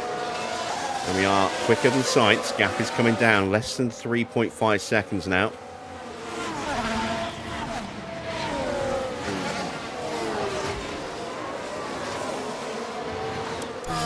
See if we can see him. Yeah, there he is. You are doing a really good job on tires.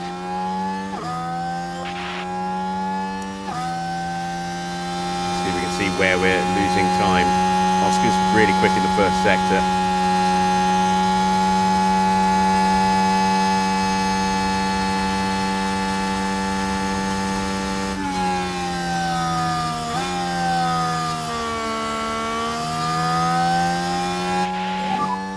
Verstappen behind with DRS.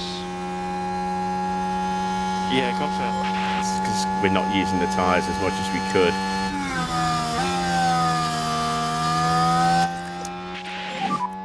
Charge on. Okay.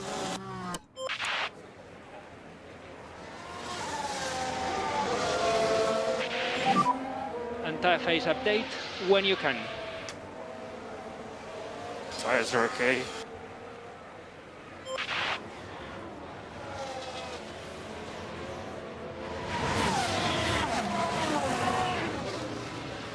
Another 4/10 taken out of sights.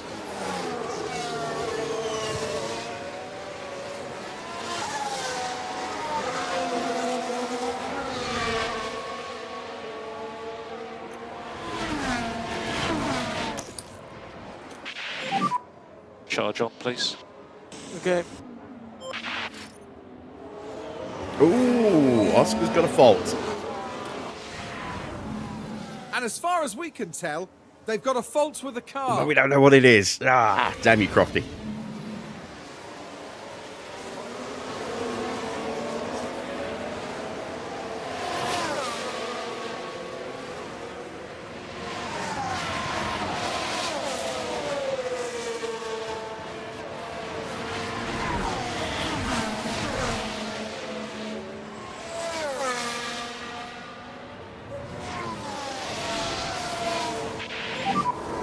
Verstappen behind with DRS.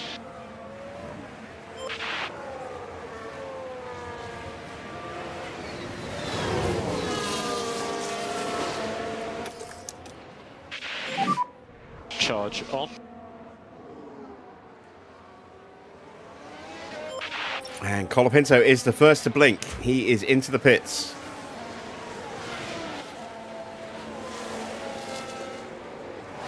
So, soft tyres are definitely at the point where they're starting to give up.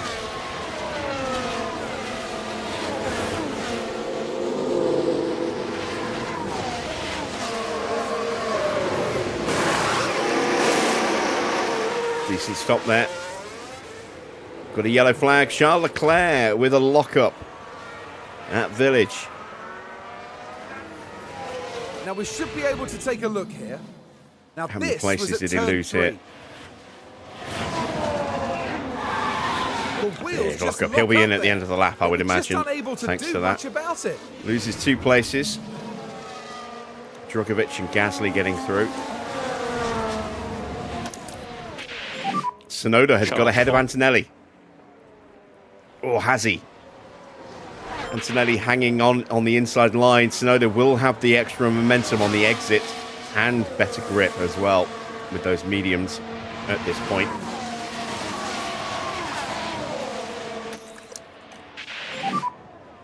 And charge button on, charge button on. Confirm.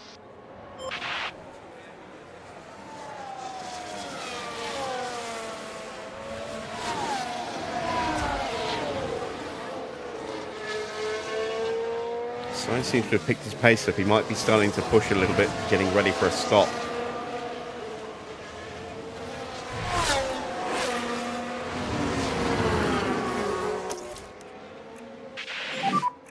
And charge button on. Yeah, confirm. Gasly's in.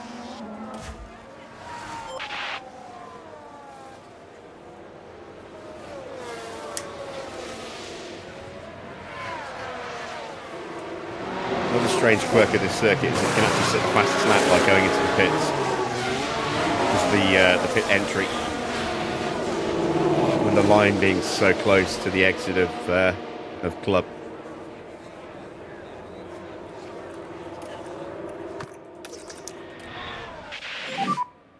Charge button on. Gasly comes out behind Colapinto.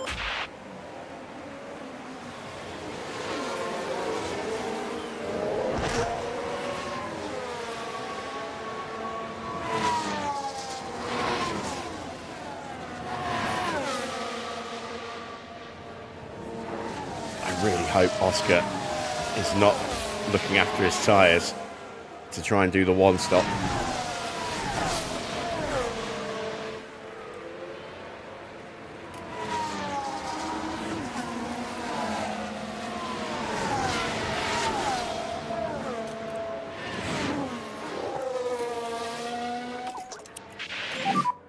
And we need lift and coast.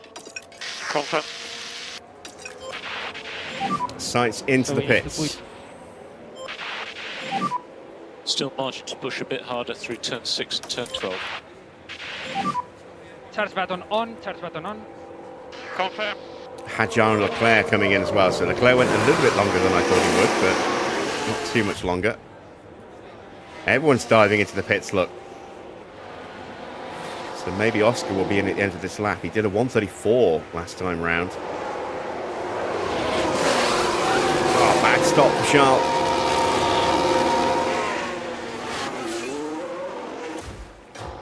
Hadjar's heads.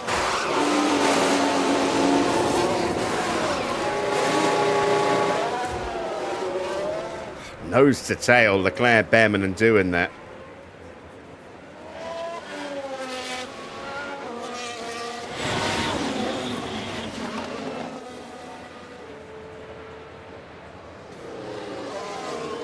Let's amend this strategy now, shall we?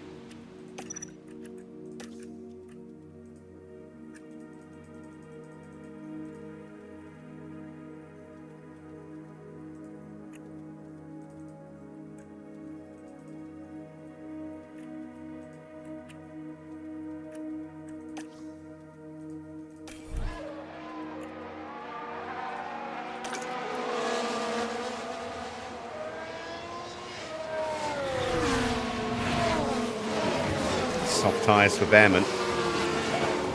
Mediums for Charles Leclerc. They're both stopping again. Everyone who's stopped is stopping again. When is Oscar going to box? He's going round to start another lap. It's a 1:33.7. Antonelli into the pits now. And George Russell as well.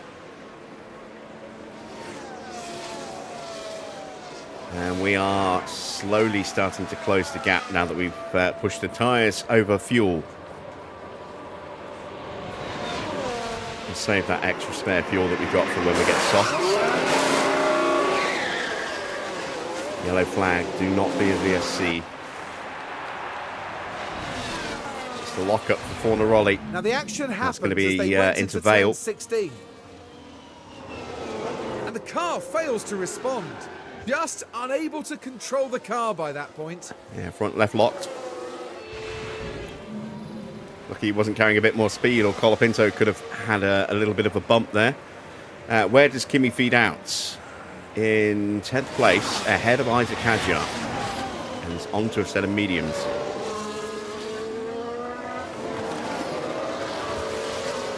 So Colapinto has undercut Antonelli.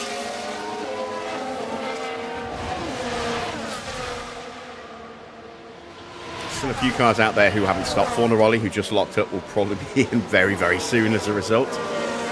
We're also waiting on Albon and Schumacher, who are just in front of Colapinto and Antonelli here. And Lawson, Snowder and Oscar. Colapinto has the fastest lap. Is this the lap we see Oscar in? Nope.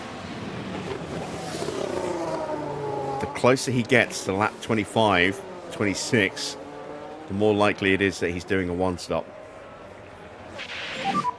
Sonoda box. Yuki's in, and Yuki's on mediums. But Yuki's been in traffic. Oscar's been isolated at the front.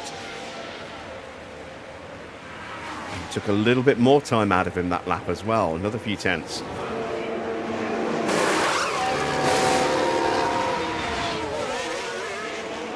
Sainz with the fastest lap now. So he moves up to P5.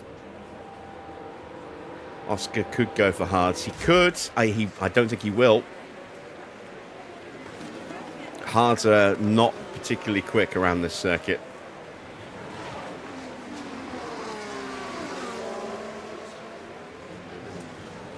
Generally, if the AI is on softs and tries to go for a one-stop, they will go soft-medium, which is what we're doing.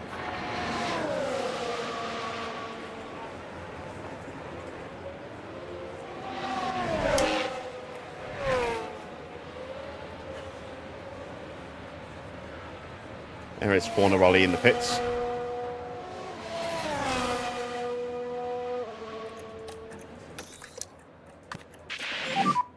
Charge on.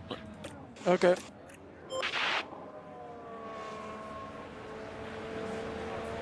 And again, he stays out.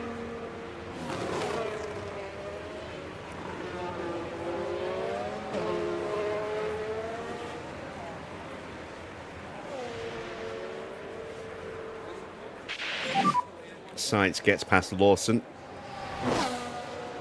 Okay.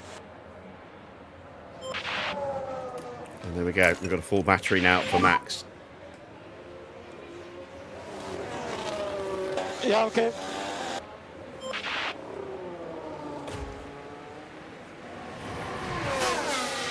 Lawson's going to be in soon, I think. He's the only car apart from the front three that hasn't stopped yet. Everyone else has now stopped. Albon fighting with Teo Porchet. Oh, it's crowded on track here, isn't it? Everyone crowded behind Gabriele Mini.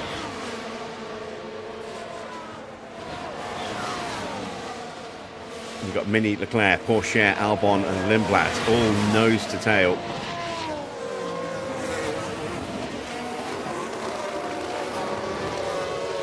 And we've got the gap to Oscar down to under 9 seconds now. Oh, big spin. Big spin for Mini.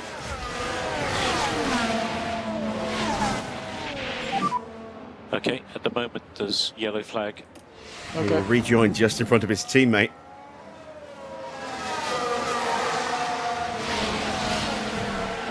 And that will unleash Charles Leclerc.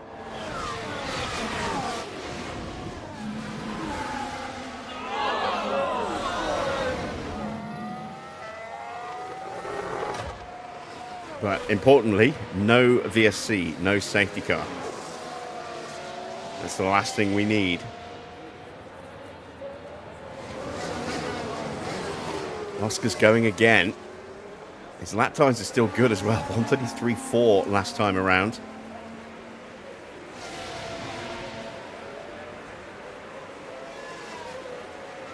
We nibbled away again, another couple of tenths. Sainz is flying at the moment on those softs.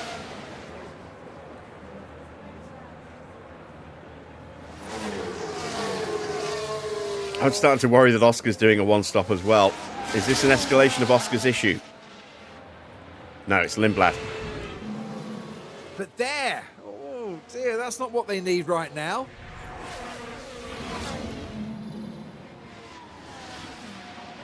We'll ride on board with Alex Albon for a moment as we see Porsche swarming all over Charles Leclerc, trying to find a way through.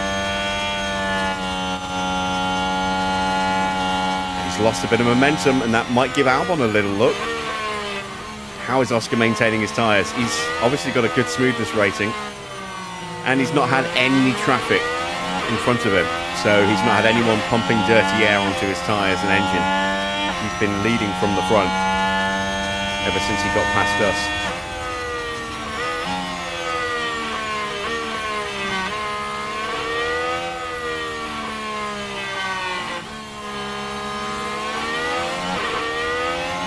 Oh, he's in. He's in on lap 20.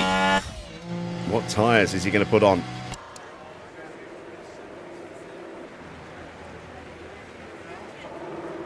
It's another set of soft, so it's a two-stop confirmed. Confirm. Very quick stop. He will come out behind us.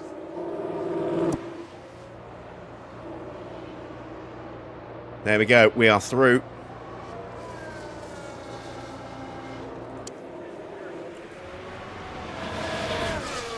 Lawson now into the pits. Sainz is ahead as well. Antonelli sets a new fastest lap, a 1:30.6. Soft tyres on for Lawson. He'll be putting another set of softs on later. Oscar has to finish on mediums.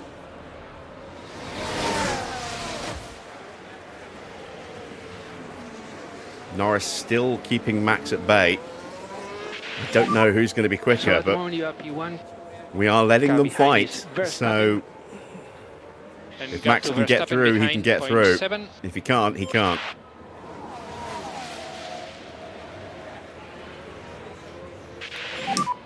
Tire phase update when you can. Pace dropping up a little bit now.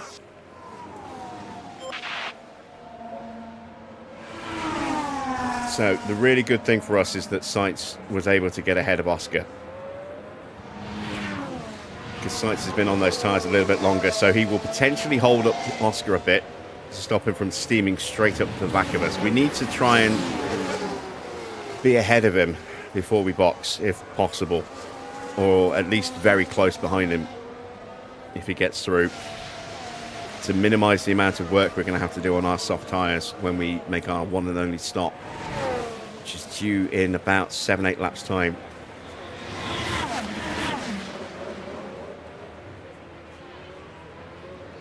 Track cooling down again.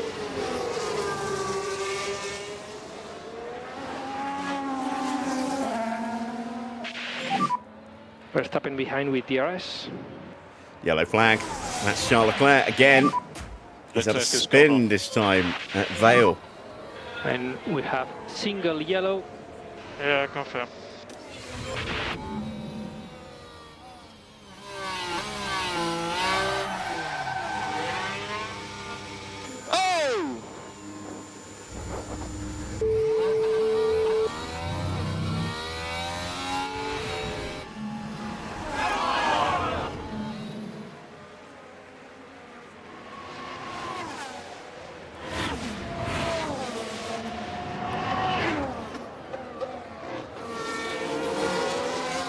I would push the battery, but given how close we are to our stops and how hard it is to refill the battery around here, we're not going to do that.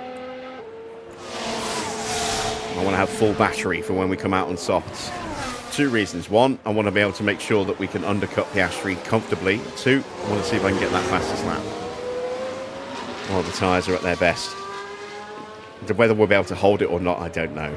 Probably not. But if we can get the bonus point, then that would be nice.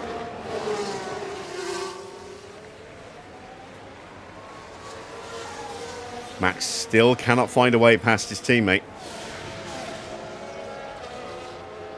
Doing 1:33.0s. Sainz and Piastri are so much quicker than us right now. But they haven't caught us yet.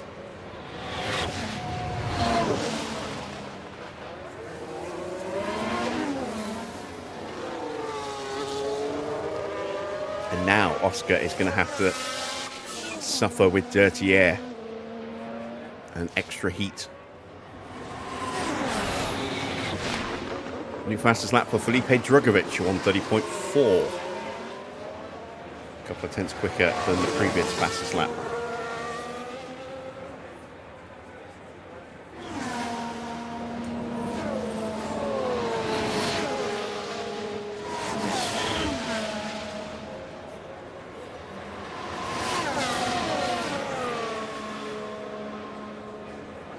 Now Oscar is into DRS range.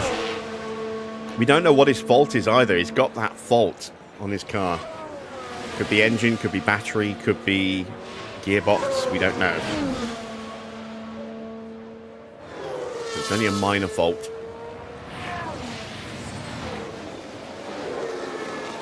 Hasn't cleared yet though, so that suggests it's going to stick around for the rest of the session. The Sainz now 3.5 seconds behind.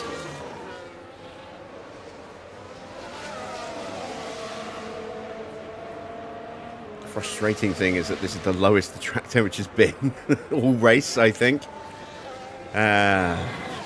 Just when we needed Sainz to really inject some heat into that car. Gasly is barely hanging on against Hadjar here. In fact, Hadjar's got him. It's Russell that's all over him now.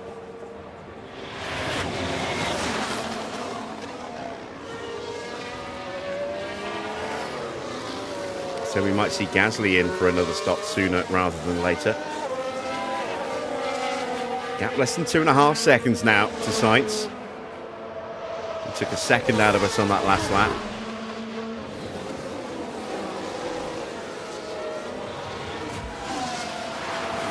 And that's a yellow flag. And a VSC now would be nice. Oh, it's Russell. Single yellow. Was that a spin or a lock-up at Brooklands? Yeah, confirm. It was a spin.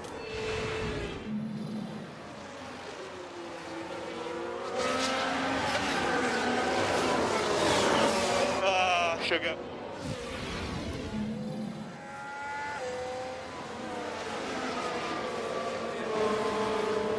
Maybe it started raining in his helmet and he panicked again. So there is Sainz and there is Oscar. They are 2 seconds behind us now. We are edging closer and closer to our pit stops. A safety car anytime now would be good.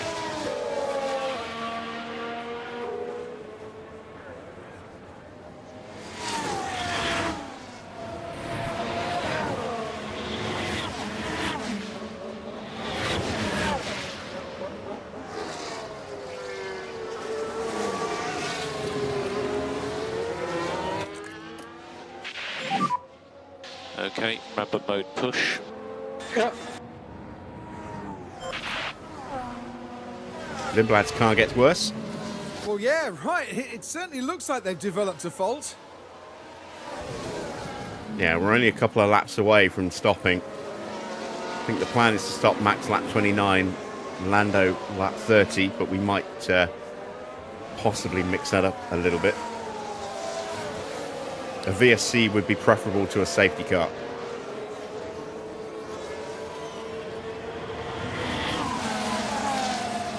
because then we can box our drivers on alternate laps and not lose time.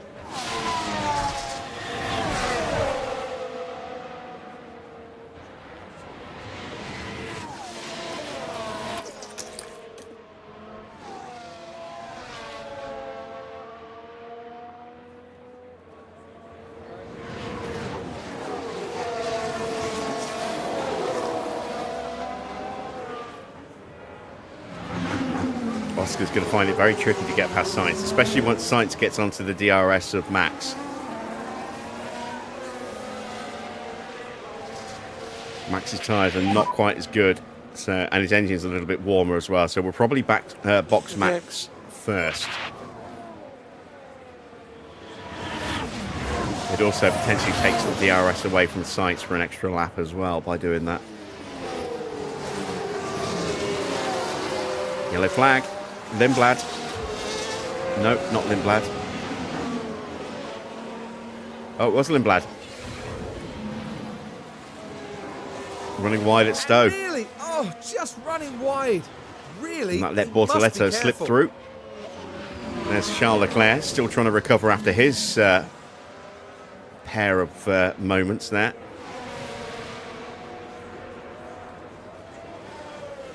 There we go. Sainz now right on the back of Max.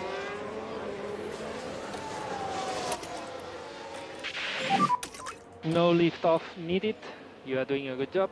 And driving, I think, in clean air.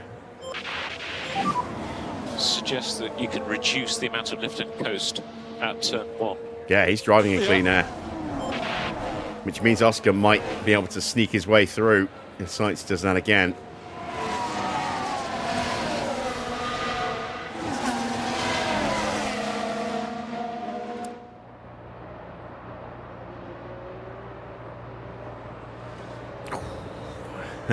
A very late move from Sainz there to cover the line back off again.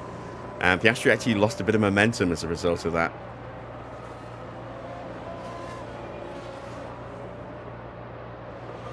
Sainz going on the attack now. Tires are ready. Again, you can see he pulls out of the slipstream and he loses momentum.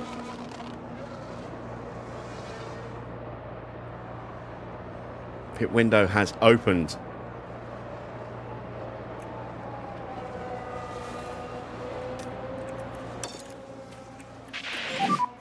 And push. Let's get after these cars in front.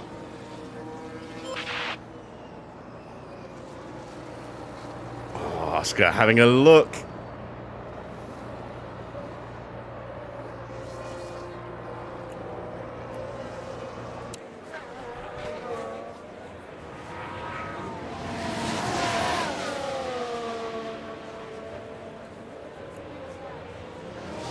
So we're going to box Max next lap and Norris the lap after that.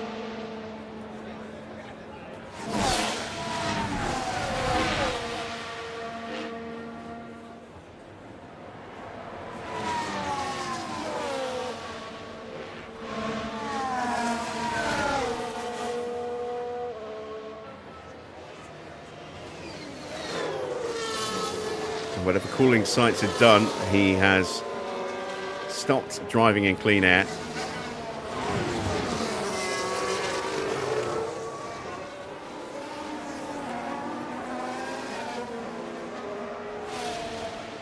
Max has actually fallen away from Norris here.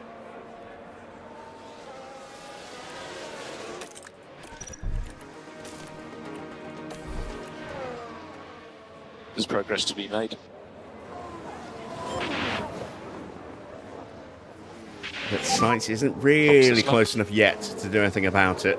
Plus, he's under a lot of pressure from behind, which will be detrimental to his plans to attack in the corners.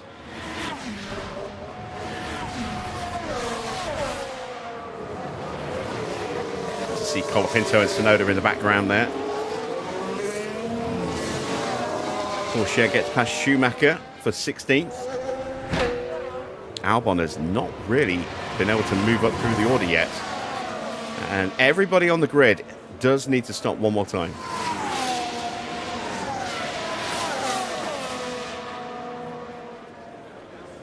So it looks like we're going to be the first of those.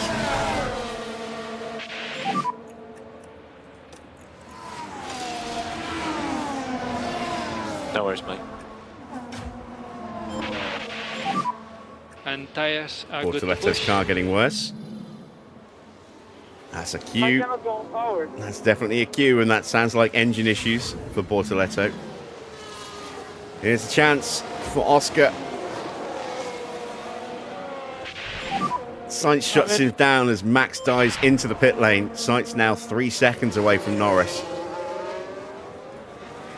4 seconds away. Is that right? No, it's just because the timing's over the line. Yeah, 3 seconds. There we go. That's a good stop. 1.95. A little bit quicker would have been nice. Where are we going to feed out? Looks like maybe behind Gasly and Drugovich. But ahead of George Russell. There goes Gasly. There goes Drugovich. For reference, you're currently P10. And I think we just missed out on getting the DRS as well.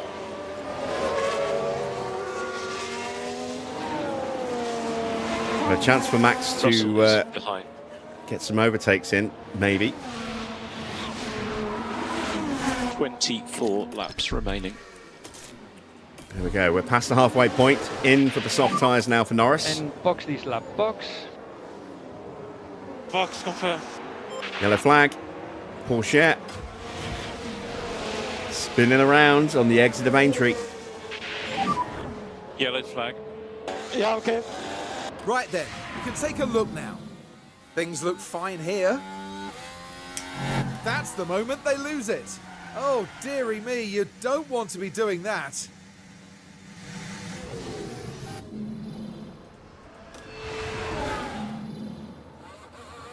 And he gets underway again.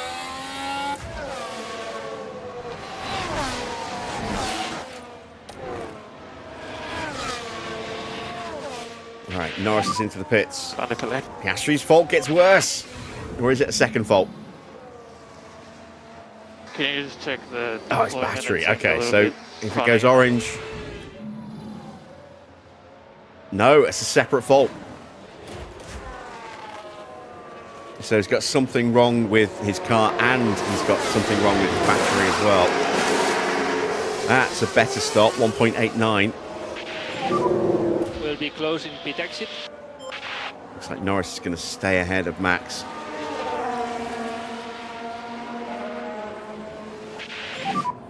So car behind is Russell.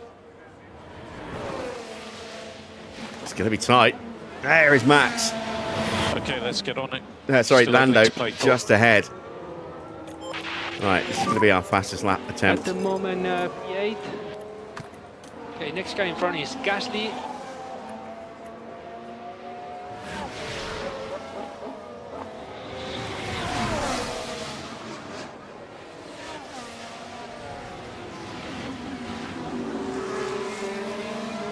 Right, we get past Felipe.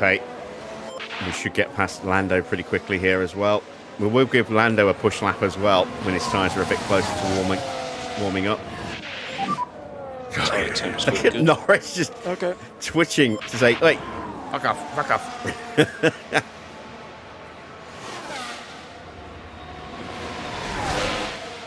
But Max gets up the inside and gets the move done through Luffield. Sainz is in. So now we need to start pushing Lando. Make sure we deployed. stay ahead. Yeah, okay.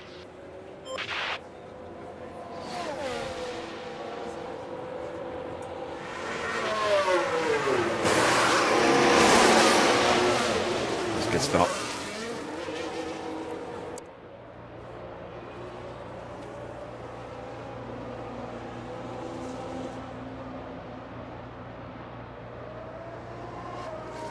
There goes Max. There goes Lando.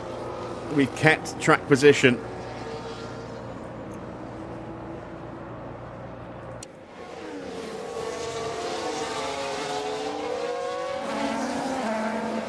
Max didn't get the fastest lap last time out. Maybe he will this time. Norris might get it as well. As long as one of our drivers gets it, take it away from Felipe Drugovich.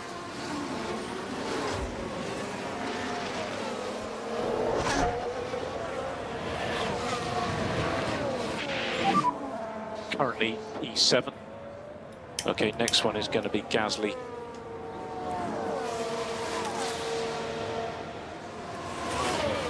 Car behind is Norris. He's 1.3 seconds behind.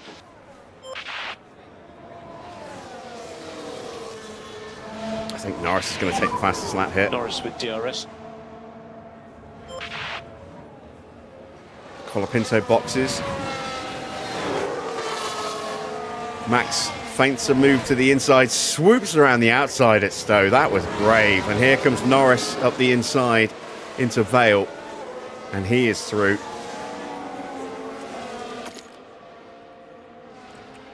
Max gets the fastest lap for half a second.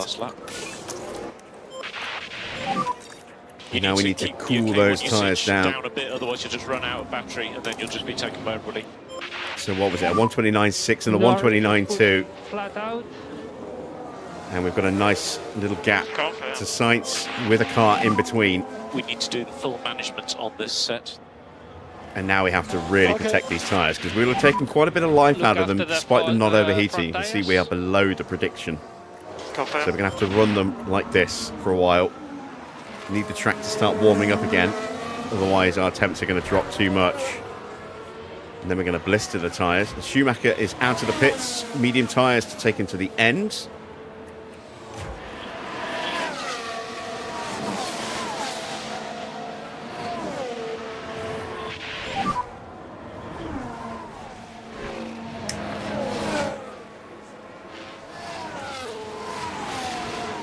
And 32.2 for Piastri.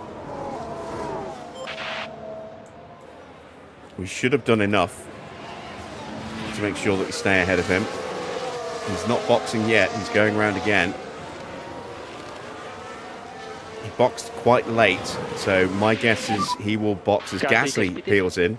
My guess is he'll probably box in about 4 or 5 laps time. Somewhere around lap 48 to 50 maybe at the outside.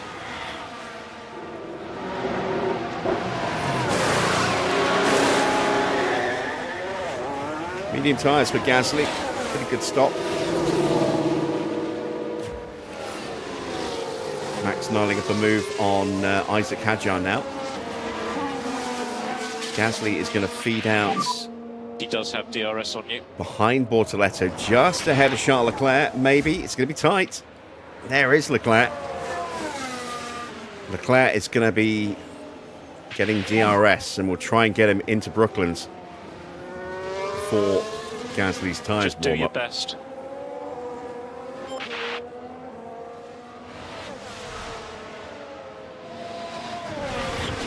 But he needs to stop again, so he might not have much tyre life left, especially after a couple of lockups as well. We're at spare fuel for Max now. That didn't last long. We need to do more And lift Norris. coast. Please increase by 10%. We still haven't got past Hadjar. Lift and coast. Can we get him here?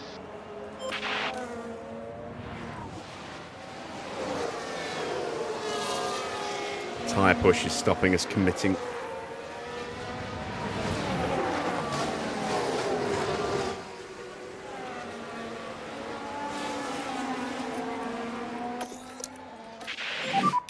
And Charles Baton on. Yeah, confirm.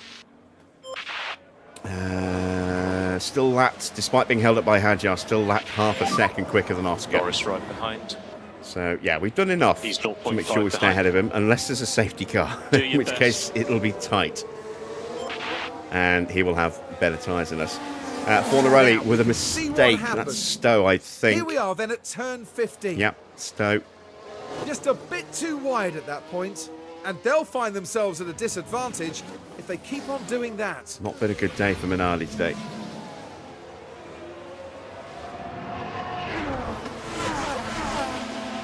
Fornarelli 16th, but needs to stop again. Teammate Mini at the back by over 4 seconds.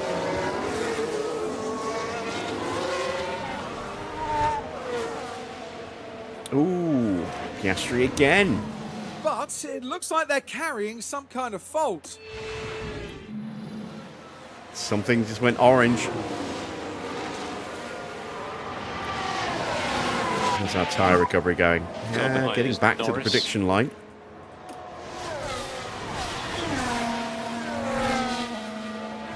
focus. There's a long race.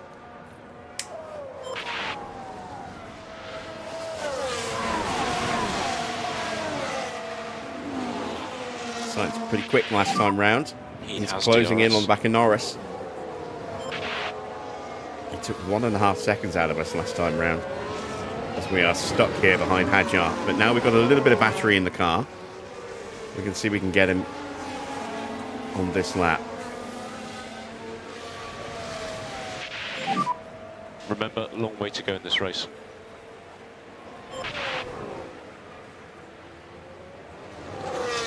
Oh, we're going to box for softs if there's another safety car, no matter what, I think. But the plan is to try and go the distance on these tyres, so a safety car now would actually hurt us.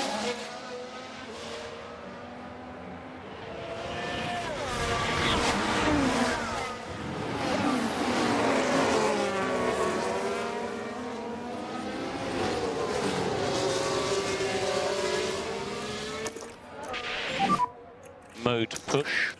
Yeah. And more energy available. Yeah. Bortoletto with a mistake. He's had a spin coming out of Aintree as well. That's a popular thing to do today. No worries, mate. So we're heading now into turn 5. And then the car just goes. In the end, just a helpless passenger.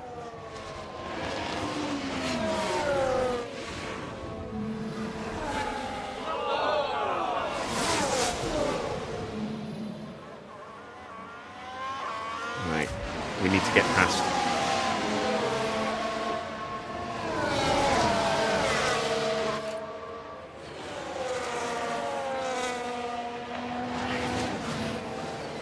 There we go.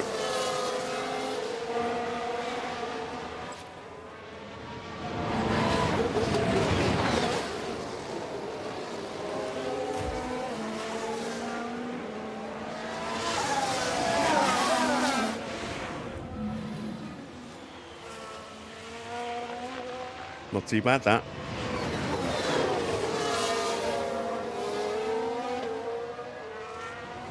Not too bad, huh?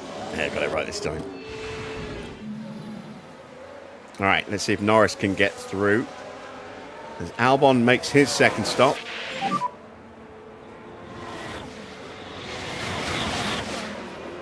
Continue, keep going. Norris will have to do it down the Wellington straight.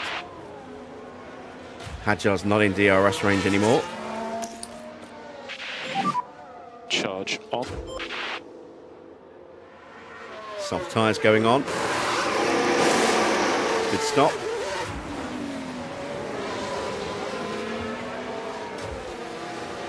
Around the outside with the battery on the exit.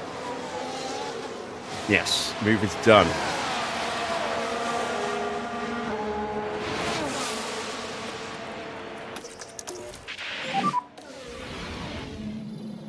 Mega.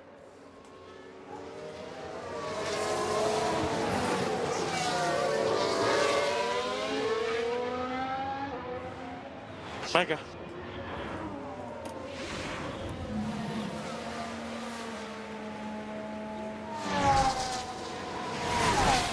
All right, tyres are going to start to get Okay, in front is out of the window Verstappen. soon. So Got we're to going hit to turn them 1.8. up briefly. Continue like this. Just get a little bit more heat back in them. The track is warming up again, back up to 51.5 degrees. Tsunoda and Antonelli are both in.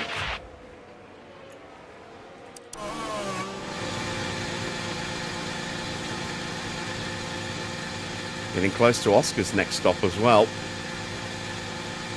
He's now the only car in front of us. Good stop for Tsunoda.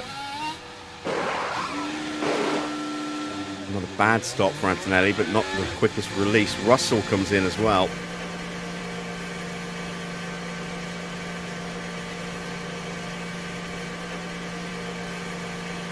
And Charles Leclerc's coming in too.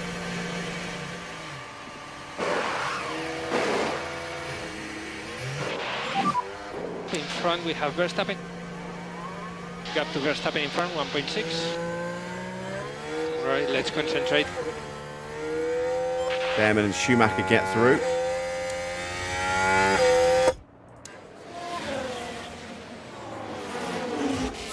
gap to Oscar. Mini sets a new fastest lap. Yeah, I didn't think we were going to get it. It's not really something we can go for again without doing serious damage to the tyres. In the grand scheme of things, 1-2 is more important than a fastest lap bonus point. What about And no one's going to get it if it stays with Mini. I'm good. My guess is Oscar will get it. But he is losing a lot of time at the moment compared to us.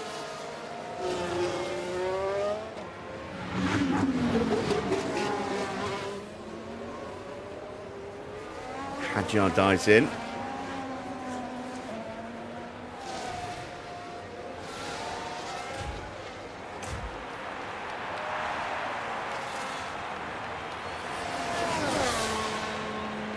Ooh. Can you just check the deployment? It seemed a little bit funny in that lap. So if it goes red, his battery has failed. He'll still be able to carry on. No, so he's got two separate orange faults now, the battery and whatever the other issue is. And I would guess it's engine rather than gearbox, because otherwise his acceleration would be awful. With no battery as well as no gearbox. Good stop there for Drogovic. Very good stop. Oh, got the Schumacher at Stowe. Let's follow the drivers then through turn 16. Said turn 15. Struggling with the car. Yeah, What that's turn caused that, 16. I That's Vale. Unless I misread it. I thought it said turn 15.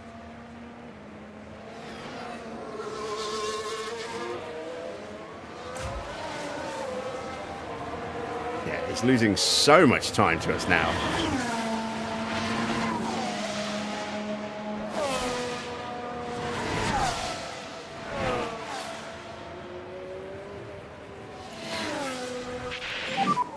Car behind is Norris. 1.8 seconds Just need to behind save a little bit more tyre wear for Max. Okay, let's get on it. Still everything to play for. And he stopped a lap earlier. No management required. And Oscar's in. Piastri boxed.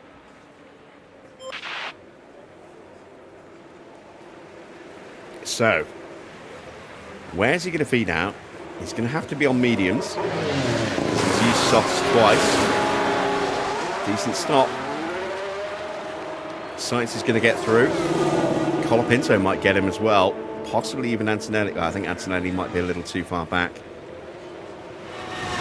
Then again, maybe not. Antonelli might get him here. He did. I clicked the wrong button. I meant to do that. Look behind, but Tsunoda got through as well. So Piastri stayed out probably a little bit too long, and with the issues with that car, he is now not going to be able to fight for the podium, I don't think.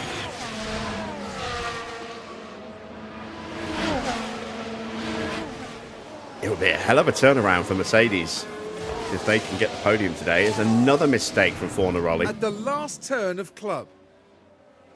That's... oh no, that's not quite what they would have wanted.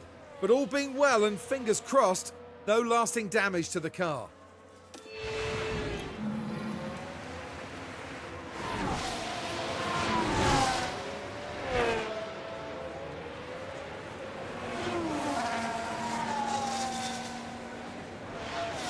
So we have this race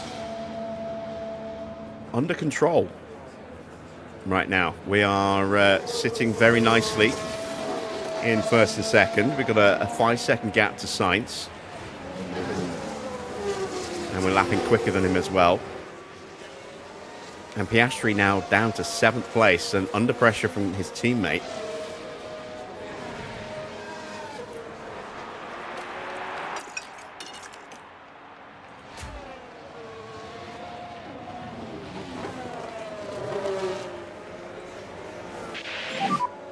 In front is Verstappen. Gap to him 1.4. Race is long.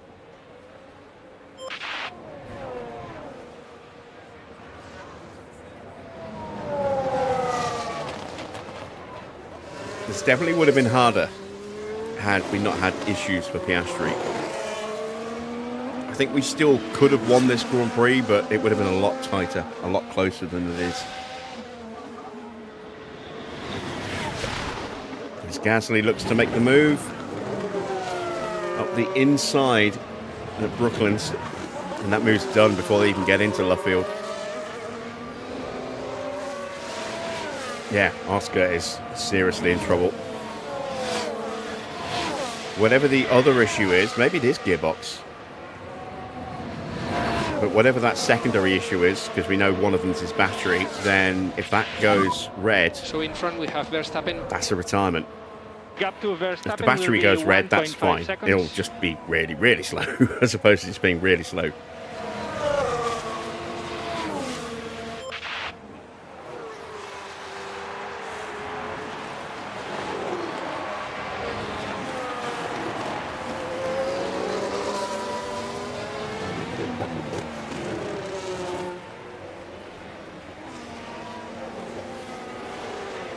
Yeah, he's lost 2 seconds since he got overtaken, look.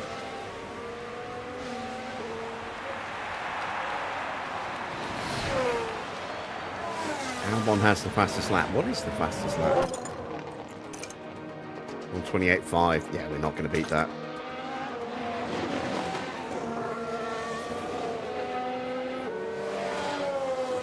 Not even going to try. Oh, yellow flag. In front we have Verstappen. So gap to Verstappen in front, 1.7. And here we've got a yellow flag. It just goes from bad to worse for Minardi today. It's been a horror show for them.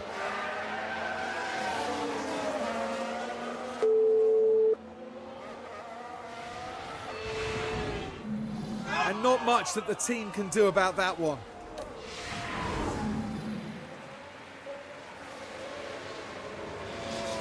So Hadjar hunting down Oscar here.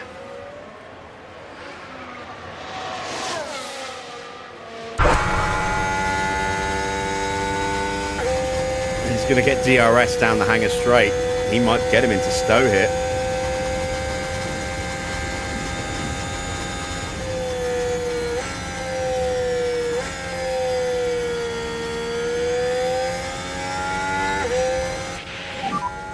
Verstappen in front. 11 laps to go. Couldn't get him this time round, but he might well get him into Brooklands. Just a tiny bit more tyre saved for Max, just to make it a bit more comfortable. Okay. Look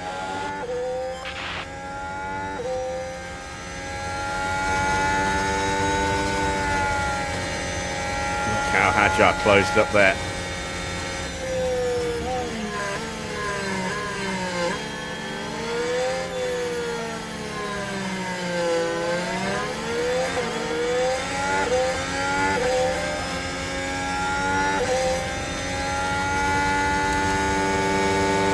Not even close.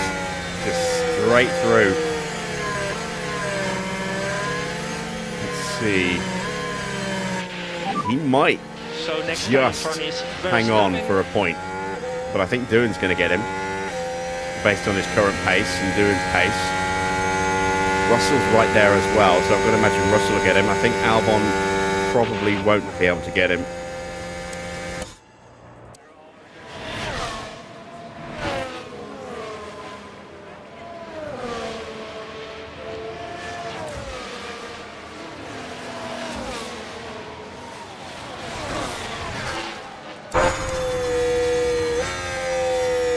Switch to George, lining up a move on Doohan.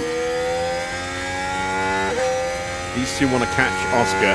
They need to not fight with each other. Antonelli sets a new fastest lap, a 1:27.9. That is quick. That's 0.6 quicker than the previous fastest lap attempt. Let's see what Oscar does across the line. A 1:31.5. Doing a 1:31.2, driving defensively. So maybe Doohan isn't going to be able to catch Oscar. 10 laps left. He needs to start pulling out a couple of seconds a lap again. And he's not going to do that while he's defending from George. Albon's picked his pace back up again.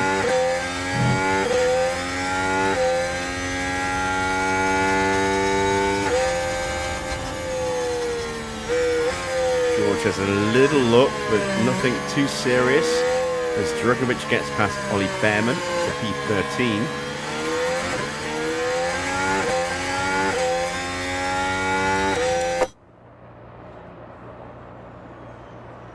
Max's tyres out of the window.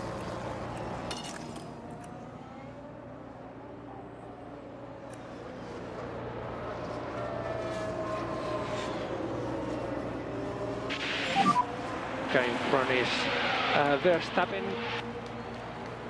So gap to Verstappen in front, 1.3. Continue, keep going. I think Doohan might save Piastri here from losing another position. Because George is not getting through at the moment. At 130.7, Oscar picked his pace back up a little bit. He's getting little bits of battery here and there, but it's not charging up very well. I'm guessing that's the issue with his battery, is a really bad recharge rate.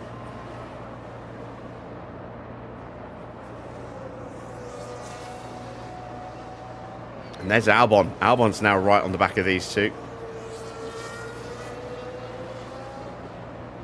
George needs to get this move done. Okay, Max's tyres back in the window. Here he comes.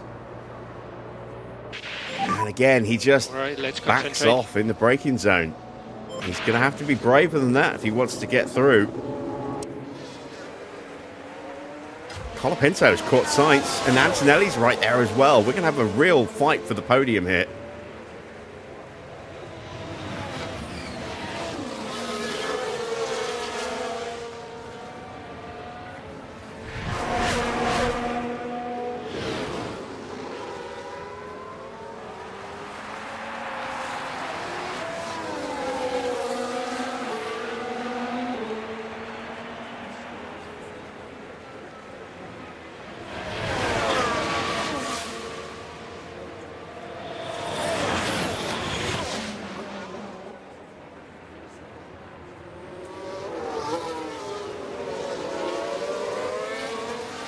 And the pressure that's being put on Sainz has caused him to drop to 7 seconds back now.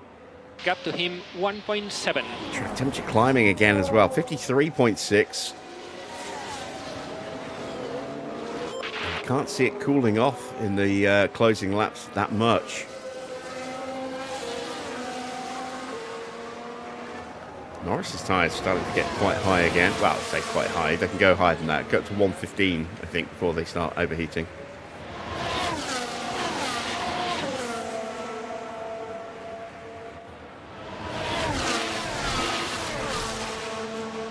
Russell finally gets past Jack Doohan. He was finally brave enough in Brooklands. But he's now 10 seconds behind Oscar with just 7 laps to go at the end of this one.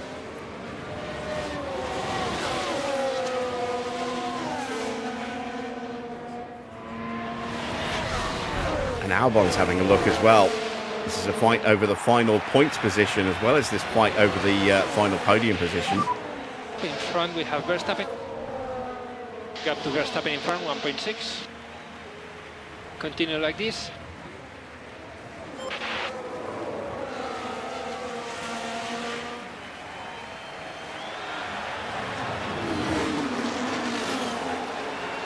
This is the worst possible time to get stuck behind someone with track temps as high as they are. Doohan has lost DRS, so Albon will have an opportunity here.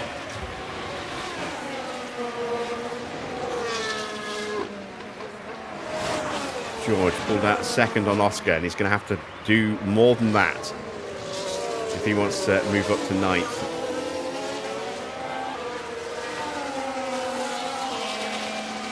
Colapinto has dropped away from Sainz.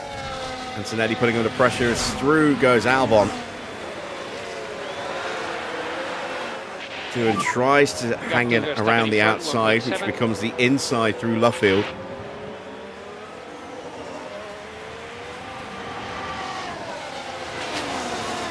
They're still side by side at Woodcote. And Doohan shuts it down. He's stayed ahead, so Albon's going to have to try again.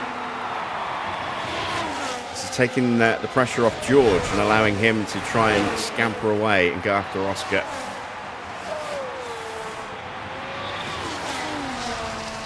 And that's why the gap exploded between those two. Sainz is pushing.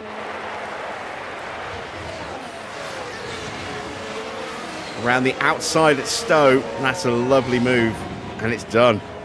Beautiful move. And Drukovic is right there as well now. Doing really suffering on those tyres.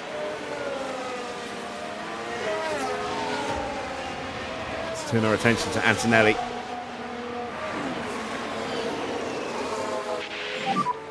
Going for his Verstappen.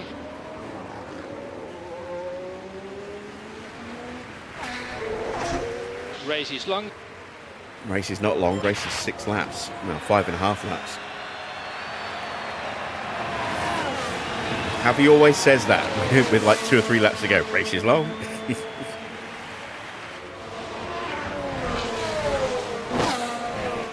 Right, Antonelli's close enough to get the DRS. Is he going to be able to outbrake Colapinto into Stowe?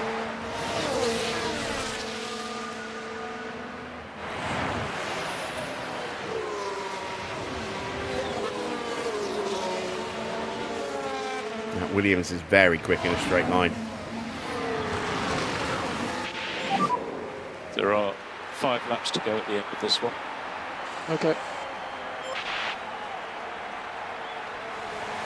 So, In front we have Verstappen. 5 laps to go. Max leads Norris by 1.5 seconds. Sainz 6.5 seconds further back. Then it's Colapinto and Antonelli. Tsunoda in 6th, Gasly 7th, Hadjar 8th, 9th for Oscar, whose pace has recovered a bit. Maybe the battery was just a temporary issue that has eased off a bit. Russell is not closing in, so it looks as though Oscar is safe. Albon was pulled away from Doohan, who has Drukovic all over the back of him. But Albon in that final points position now looks to be secure. 0.5 second quicker than George as well, so he might yet be fighting for P10. Colapinto starting to edge back onto Carlos Sainz. Did he get the DRS across the detection point? It will be tight. He might have just done it. So in front we have Verstappen.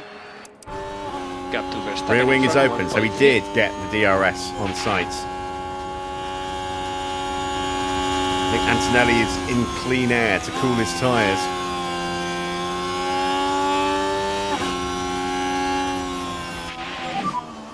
Four laps remaining, including this one. Yeah, okay.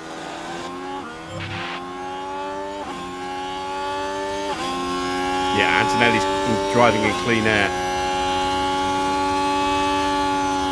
Let's turn our attention to Colapinto.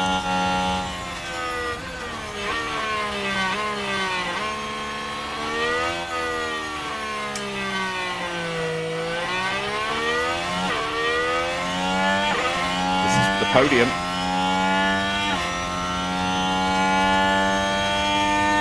Sainz's pace has dropped off massively. Gap has gone up by 2 seconds. Verstappen will be 1.5 seconds.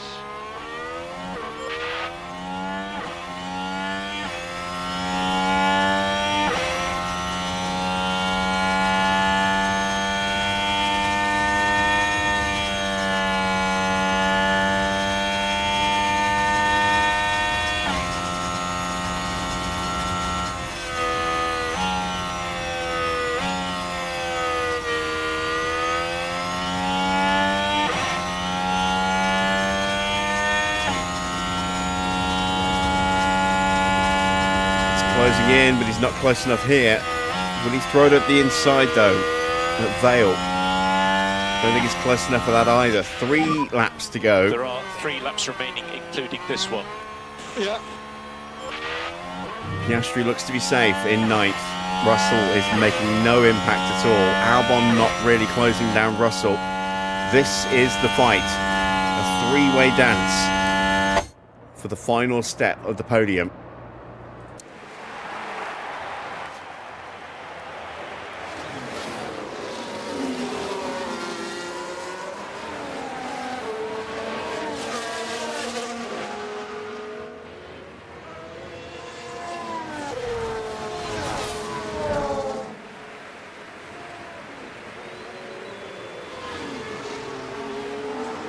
It's turned out to be a very comfortable race indeed in the end. A lot more comfortable than it probably should have been. Again, thanks to Oscar's issues.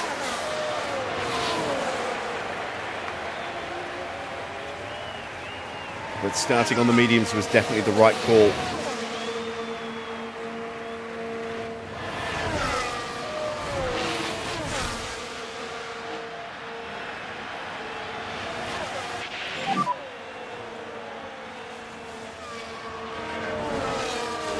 Gap to Verstappen in front is 1.8.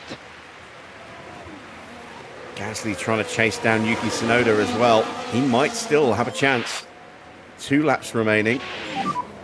So there's 2 laps to go at the end of this one. Okay. And Colapinto slipping away from Sainz. Antonelli will now have a sniff at P4.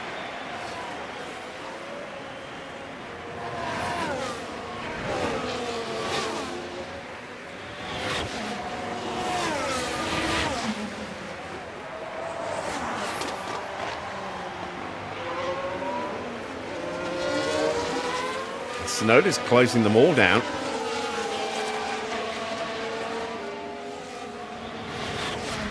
But I think that's too big a gap for Yuki to overcome. So next car in front is Verstappen. Gap to him 2.0.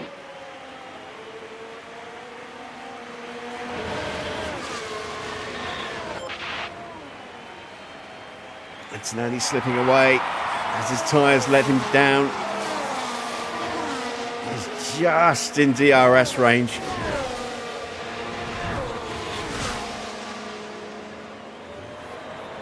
I don't think he's going to be able to do it. I think it's going to stay as they are. Sainz from Colapinto from Antonelli.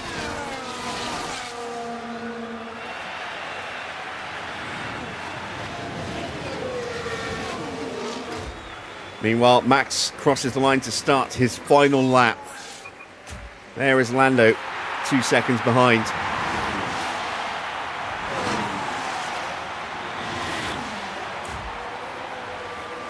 We still have a fight brewing on this last lap. Verstappen in front. Gap to Verstappen in front, 2.0. And Albon's almost caught George. So there may be a fight amongst the Brits over the final points as well.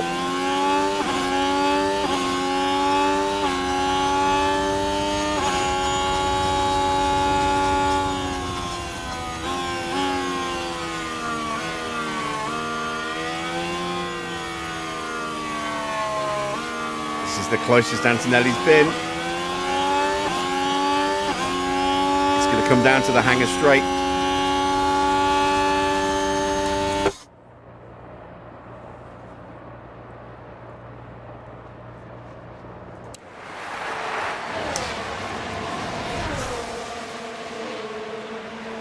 Has a little look into Maggots. It's cost him a little bit of momentum. That might have been a mistake.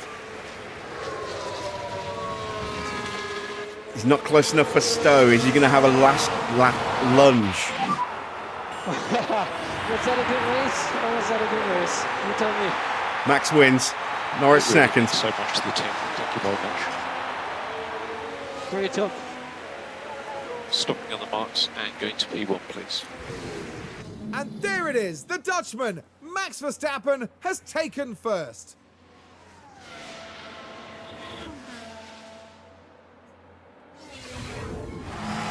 Honestly, even their harshest critic would be hard-pressed to say that they didn't thoroughly deserve that win.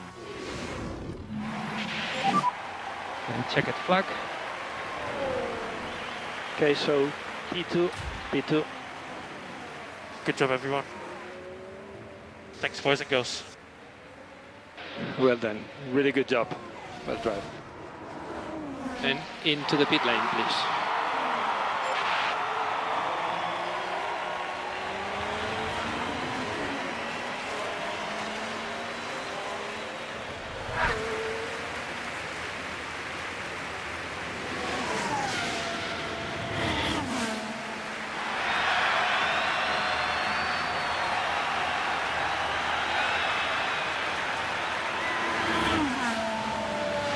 Someone's run out of fuel. It's Lindblad.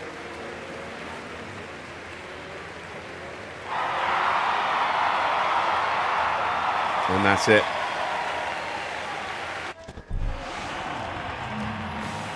A great drive today from Max Verstappen.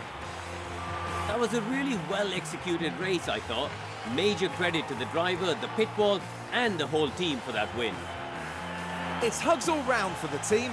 In fact, they all deserve a pat on the back as well for everything that they've achieved. And no doubt, Verstappen fans will be celebrating the Dutchman's achievement.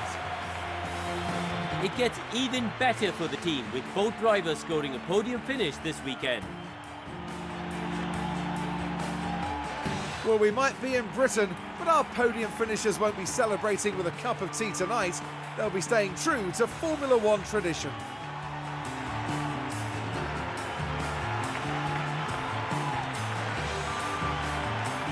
Well, Karun, how do you think they'll be feeling in the team garage at the end of that? I doubt they could be much happier. A win and a podium place. What a great way to round out the weekend. And here in Silverstone, the weekend now draws to a close. For the next round, we'll be travelling to Qatar as the drivers battle it out at the Losail International Circuit. We'll see you there. Evening, Mike. Confirmation of the final result. Then it is a win for Max Verstappen with Norris in second, a 1-2 and a podium for Sainz. Mercedes picking up some good points there. Colapinto had a great race as well, up 7 places to take fourth. Antonelli fifth and with the fastest lap for a bonus point, so he gets 8 points as well. Then it's Tsunoda, Gasly in seventh, 8th for Hadjar, 9th for Oscar. His car really letting him down today. George in 10th place. Albon up from P20 to take the final point. Couldn't quite get onto George Russell in the end, but still, both Williams making the points at their home Grand Prix. Jack Doohan in 12th place, ended up 6 seconds behind Albon in the end. Really struggling for pace at the end, but managed to keep Drugovich and Lawson behind. Both of them had caught him by the end there. Then it was Bearman in P15, 16th for Porsche, 17th for Schumacher, 18th for Fornaroli, 19th for Charles Leclerc. Had the potential for some pace today, but 2 separate lockups completely ruined his race. And Bortoletto in P20, also not having the best weekend. Mini in 21st. It's been a bit of a shocker for both of the Minardi drivers today. Multiple mistakes all the way through the Grand Prix. And the single retirement right on the last lap. Lindblad's car either giving up or running out of fuel. One of the two. Into the driver's standings then. Max now on 248 points. Leads teammate Norris by 44. Oscar picks up just 3 points. He's on 176, so he's now 72 points behind Verstappen. And 28 points now behind Norris. Leclerc in 4th. No points for him today. Stays on 97. Russell up to 77 points. Then Albon with 72. Gasly with 70. Antonelli on 62. No points for Lindblad. He stays P9 just as Yuki Tsunoda closes to within a point on 49. Then it's Sainz up 2 places to 46 points ahead of Hadjar and Porsche, 41 and 38 respectively. 8 points for Colapinto sees him climb up 2 places. He's now on 30 points ahead of Bearman's 26, Lawson with 23, Doohan with 19. Then it's 16 for Mini, 15 for Drugovich, 13 for Bortoletto, 9 for Schumacher, and Fornaroli with just 4 points. In the constructors' standings, 31 points for us today means we're now on 452 points, and with that, we are now more than 200 points ahead of Ford. They are on 246, so we lead them by 206 points with 9 rounds of the championship still to go. It's looking very much like this is going to be a very easy season, constructors-wise, at any rate. Honda in 3rd on 146 points. McLaren with 118. Then it's Williams with 102. Mercedes, 10 points, gets them up to 6th place as they leapfrog HiTech. They're on 84. HiTech with 76. Ferrari now just 5 points behind them with 71. And then it's 38 points for TGR, 32 for Audi, and Minardi with 20. Let's see how we did in the pit stops. Quickest stop went to Oscar and the Ford. They also got 8th place with Gasly, so some good points for them today. Mercedes getting some good points again with Sainz. Williams also getting 2 cars in the top 6. Then Audi and McLaren. TGR, we get 9th place. And the final point goes to Minardi. Our quickest stop for Max, our only stop for Max, just not quite quick enough. Missed out by a couple of hundredths getting on the board there. So Mercedes are pulling away from us even further, and we've been dropped to 4th place now. And we're on 322. Williams on 240. 210 for Ford now as they move past us. We are on 201. So the chances of winning this competition, I think, are long gone. Our pit crew just hasn't been firing as rapidly as it normally does this season, which is a little bit of a shame. TGR on 117, then McLaren with 111. Ferrari, no points for them. They stay on 97. Audi up 2 places as they move past Honda and HiTech with 12 points today. Puts them on 69 to HiTech 68 and Honda 67. Very tight from 8th to 10th. And Minardi still distant 11th, but up to 13 points now. Both drivers chipped in with their sponsor targets as well for another 2.4 mil. So let's head back to HQ and start prepping for Qatar.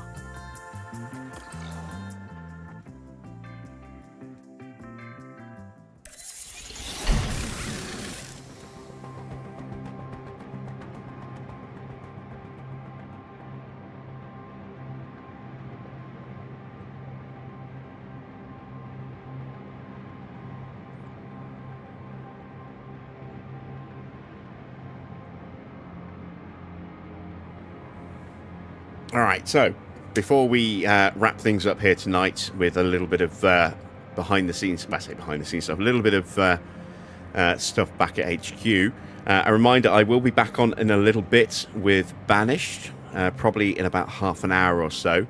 Give me time to make a quick snack, and so around about 11:30, maybe a touch earlier, is when we'll go live with Banished for a couple hours tonight.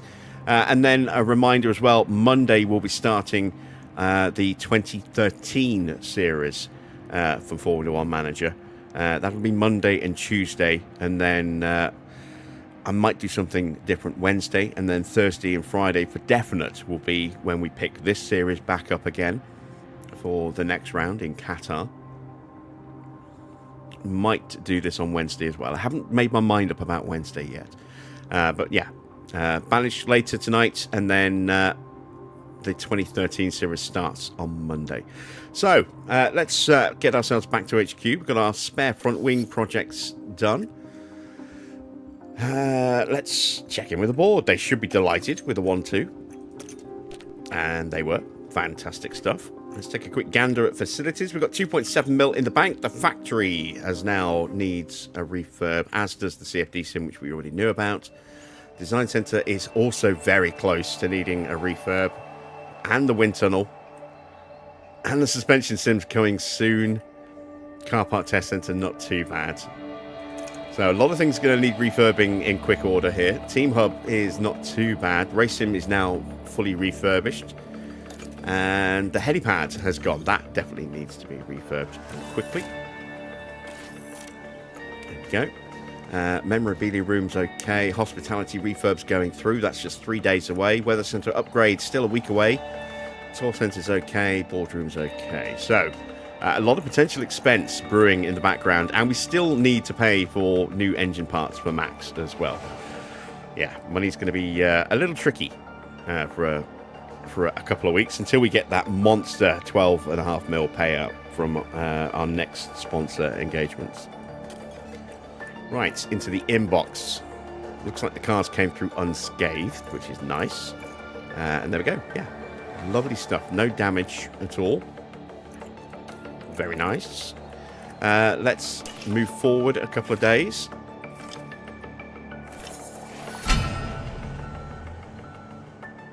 There we go. Hospitality is now refurbed.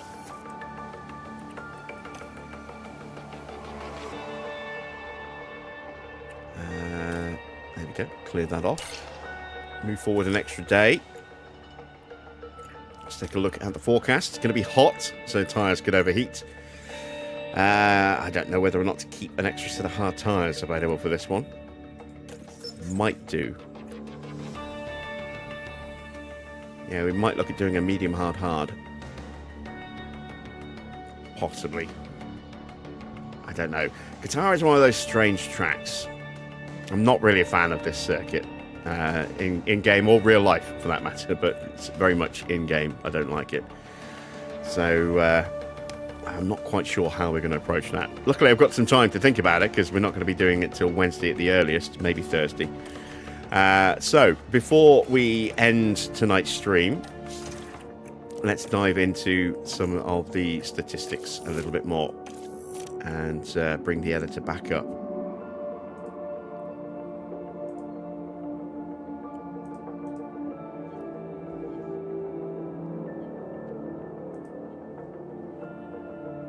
Let's reload our save. There we go. So, we take a look at the current records. There you can see 44 points is the gap to Lando, 72 points now to Oscar. Leclerc very much out of it with a 151 point deficit. Not that long to go. And look at the calendar that's coming up. So Qatar and Singapore, then Austria. Then we go to Canada for our next sprint. Just 2 sprints remaining now, Canada and China. Then Hungary for round 20, China round 21, and the final sprint of the season. Then Monaco, Bahrain, and USA. It's an interesting kind of run-in. Again, when you let the AI pick the order, sometimes you get a very odd calendar, as has very much been the case with the way we've bounced from one side of the world to the other and back again the next weekend. But quite fittingly, we are going to have the ability to take a victory lap in the USA at COTA for the final round of the season. The Constructors' Championship will no doubt be wrapped up by that point. Less sure about what's going to happen with the Drivers' Championship. I mean, the gap is pretty nice for Max. If we go back to the records, you can see 44 points, and it's only 17 for a win, and with a bonus point for for pole, and a bonus point for the fastest lap. So only 19 points available. He could afford to have 2 retirements and Norris win 2 races in a row and still, even with the bonuses, still be ahead by 6 points. So it is a very healthy margin for Max, but it's not a guarantee that he will win the title. We've seen disastrous luck happen in the past. Let's dive into the head-to-head comparison between the two. So in terms of average pace difference, you can see it's pretty negligible. Max slightly quicker, just 700ths of a second quicker on average. Average race position is second for Max, third in a bit for Lando. Median race position second and third. Average starting position is just under 6th and just over 7th. And the average position gain, again, pretty even, both around the 4 places gained per race mark there. And just 1 extra top 10 finish for Max over Lando. But he does lead the race, finishing positions 10-5. He's finished ahead of Lando this season. Average qualifying difference is a much bigger gap, as you can see, 0.7 of a second on average. That is a very big margin. Average qualifying position just about 6th place and 7th to 8th for Lando. Median quali is 2nd and 3rd. And there's actually been 1 more appearance in Q3 for Norris, but hasn't been able to do as much with it. You can see Max has been on the front row 8 times this year to just 3 for Norris. And again, 10-5 in Max's favour in the qualifying head-to-head. Points difference, we've already seen that. Podiums, 2 extra podiums for Max. Wins has been a very, very one-sided affair between the two, but Lando has won a race, which is something. Much more even in the sprints. 3 sprint wins to 2 for Norris. And again, 2 pole positions for Lando, 6 for Max. So that's 2 points gained in the poles for Lando and 6 points gained for Max. Neither of them have failed to finish so far this season, which is quite nice. And I do realise I have jinxed myself just a little bit with that. So, let's take a quick gander at the performance again. Going into Qatar. Looks like HiTech have slipped back a little bit with their latest upgrade. Toyota have pushed forward and they've actually overtaken Ford. Ford down now in 10th place in terms of active development. We're still very, very tight with Williams, and Aston Martin / Honda aren't too far behind. McLaren have nipped ahead into 4th, just ahead of Ferrari, and they are almost neck and neck, as you can see, with Minardi. A little gap then to Audi, and then Mercedes and Toyota now pretty much level. Ford fractionally behind them. You can see very, very tight in that little cluster just there as well. But yeah, be interesting to see who is running what, and we'll take a look at that at the start of the next stream in this series. So I hope you have enjoyed tonight's Grand Prix. If you have, then a thumbs up, as always, is much appreciated. If you haven't yet subscribed, then why not consider hitting that subscribe button as well, and be sure to click on the bell for notifications. I will be back in about half an hour-ish, maybe less, with Banished, and we'll stream that for a good couple of hours or so. And then we'll be starting our brand new series on F1 Manager over on Monday, the 2013 mod. Finally, we'll see the light of day on the channel. So that's it from me. Hope you enjoy your weekends. Might see you in a bit if you fancy watching a bit of Banished. If not, I will see you next week. Bye for now.